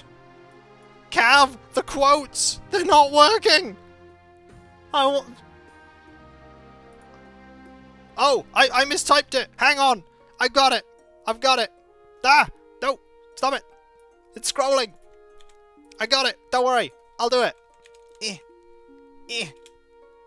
There we go! Oh! We have 2 quotes now. Inspect your troops. The camp stretches for miles outside the walls of the city. The ground has been churned to mud under tens of thousands of boots. In Morgan Freeman we did in value. As you approach, you are greeted by an awesome sight. Rank upon rank of hard-faced footmen holding swords aloft, knights on horseback, their plate mail glinting, archers and crossbowmen training furiously, hitting target after target. Well done, barons, by the way. Beautiful, ain't it? Good work, my marshal. Thank you, Your Majesty. Let's march. Your soldiers let out a full-throated roar. For the kingdom! For the monarch! The army is a vast, stinking, hungry monster that swallows up the landscape as it marches south. When you arrive at the border, your soldiers spill across like a flood, sweeping away the surprised Ashmedan sentries in their path. To tell the truth, you don't see much of the fighting. Your job is to just give inspirational speeches before the battle starts, wave a sword around, then duck back into your tent. Despite that, or perhaps because of that, your first Ashmedan campaign is a huge success. By the time you return to the capital for winter, you've conquered almost 100 miles of territory across the border. As the city gate swings open, you're greeted by a rush of joyous sound, clapping, cheering. Peasants are throwing roses at your carriage. Trailing behind you, of course, is also a retinue of wounded soldiers nursing deep-seated trauma and grieving their lost comrades. The peasants largely ignore them. Ooh, that's some biting commentary. All hail the monarch, the conquering hero! Pull out the sword and give it a waggle. Several peasants swoon in delight. They learn from the past king. When you return to the palace, your wife is waiting for you, your heir Lind too, in her arms. My darling, you're finally back! I've been breathlessly following your tales of conquest. I was about to lead an army to go and fight, but for some reason the swords I touched literally turned to dust, and the people that I was going to lead forgot how to fight completely and ran away. We have so much to talk about. Little Lind too has been growing up so fast in your absence. Sorry, dear, but the council has requested a meeting. Oh, of course. Well, hurry back, my love. As you step into the council's presence for the first time in many months, the nobles all look at you with trepidation. Welcome back, your majesty. Let me be the first to congratulate you on your victory. You won because of your wife's curse. Let's say that. But now we must get back to business of ruling. There are many votes that need your attention. No. Excuse me? Did you forget there's a war on? But what about democracy? The Constitution? Did the monarch misspeak? We may have won a victory, but Ashmead will strike back, and strike hard. We don't have time for votes. We need to prepare. And if you squabbling goits don't unite behind the monarch right away, you'll wake up next year with Ashmead and soldiers in your bedchambers. Do I make myself clear? Not at all, Kijikun, definitely. Crystal. Let's begin discussing plans for our next campaign. Aye, my liege. Whatever you say. After that, the nobles never defy you again. But it's not like your life gets easier. Your Majesty, I hate to interrupt your meeting, but I just received word that the Ashmeaden Empire is marching on your newly conquered territories. They're sending 30 regiments. We need to mobilize immediately. With a sigh, you head back to the palace to say goodbye to your wife. Here we go again. The barons celebrated their victory, and Lind was venerated as a true hero of the march. But some whispered that the barons were losing control of their puppet as the monarch consolidated their power around Lind II. The chief's agreement with the Ice Giants fell apart, and the Giants ended up attacking the north instead. The subsequent war kept the chiefs too busy to worry about matters of the throne. The Grandee's attempt to worm their way into the palace was uncovered, and a number of arrests were made. Grandee Cav 2K ended his life chained upside down to a dungeon wall. Monarch Lind's reign spanned another 15 glorious years, mostly spent fighting in foreign fields. They conquered lands from Tavalen and Ashmead, lost it, campaigned to get it back again. By the time the old warrior died, they were battle-scarred and celebrated as a hero. But most of all, they were tired. Monarch Lind the Peaceable. The Peaceable! I'm sorry, I was the Peaceable?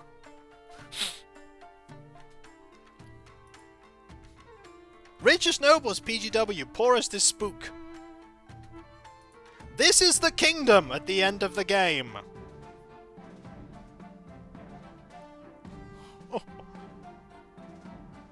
Well, your enemies are dead. There is peace. That is true. Look at that military.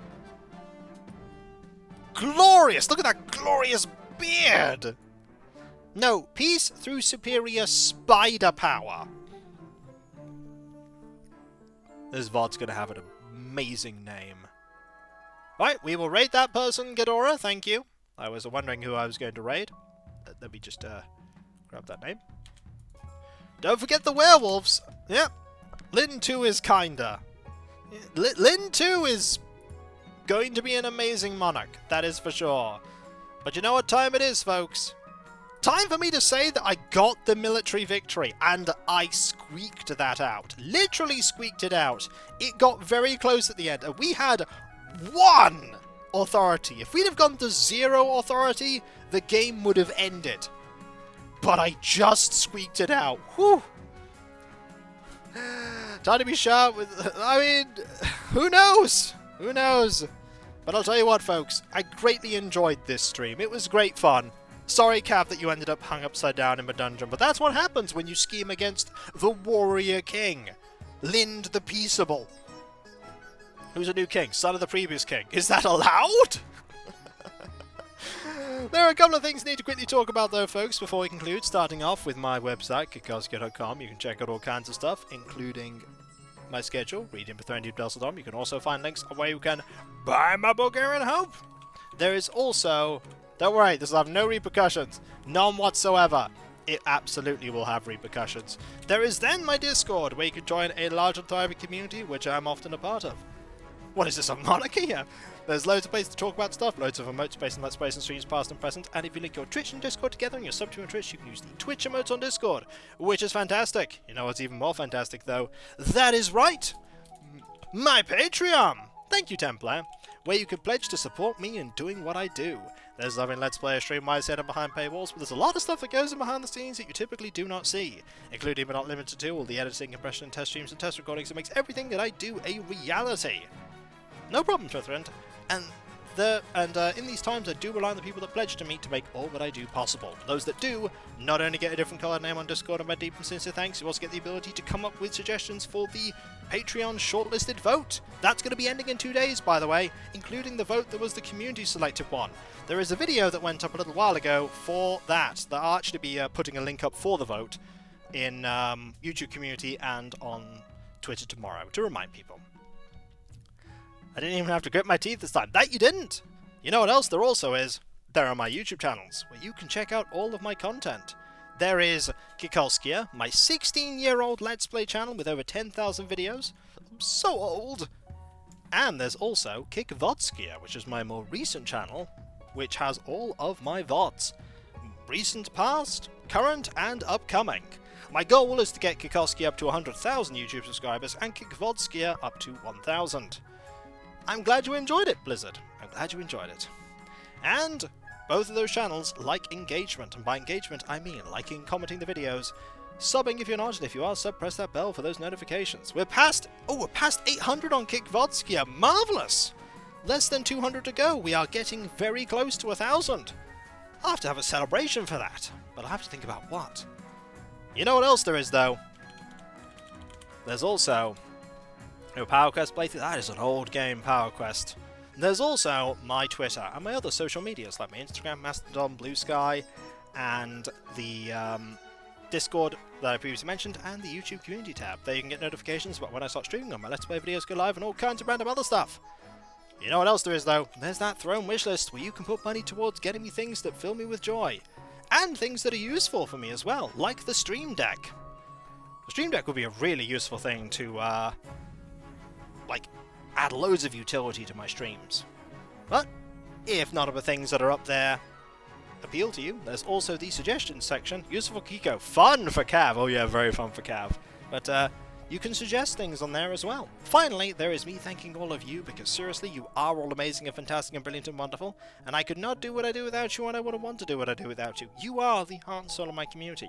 You make all that I do possible, and you are just the most wholesome and amazing and supportive and kind and generous group of people ever.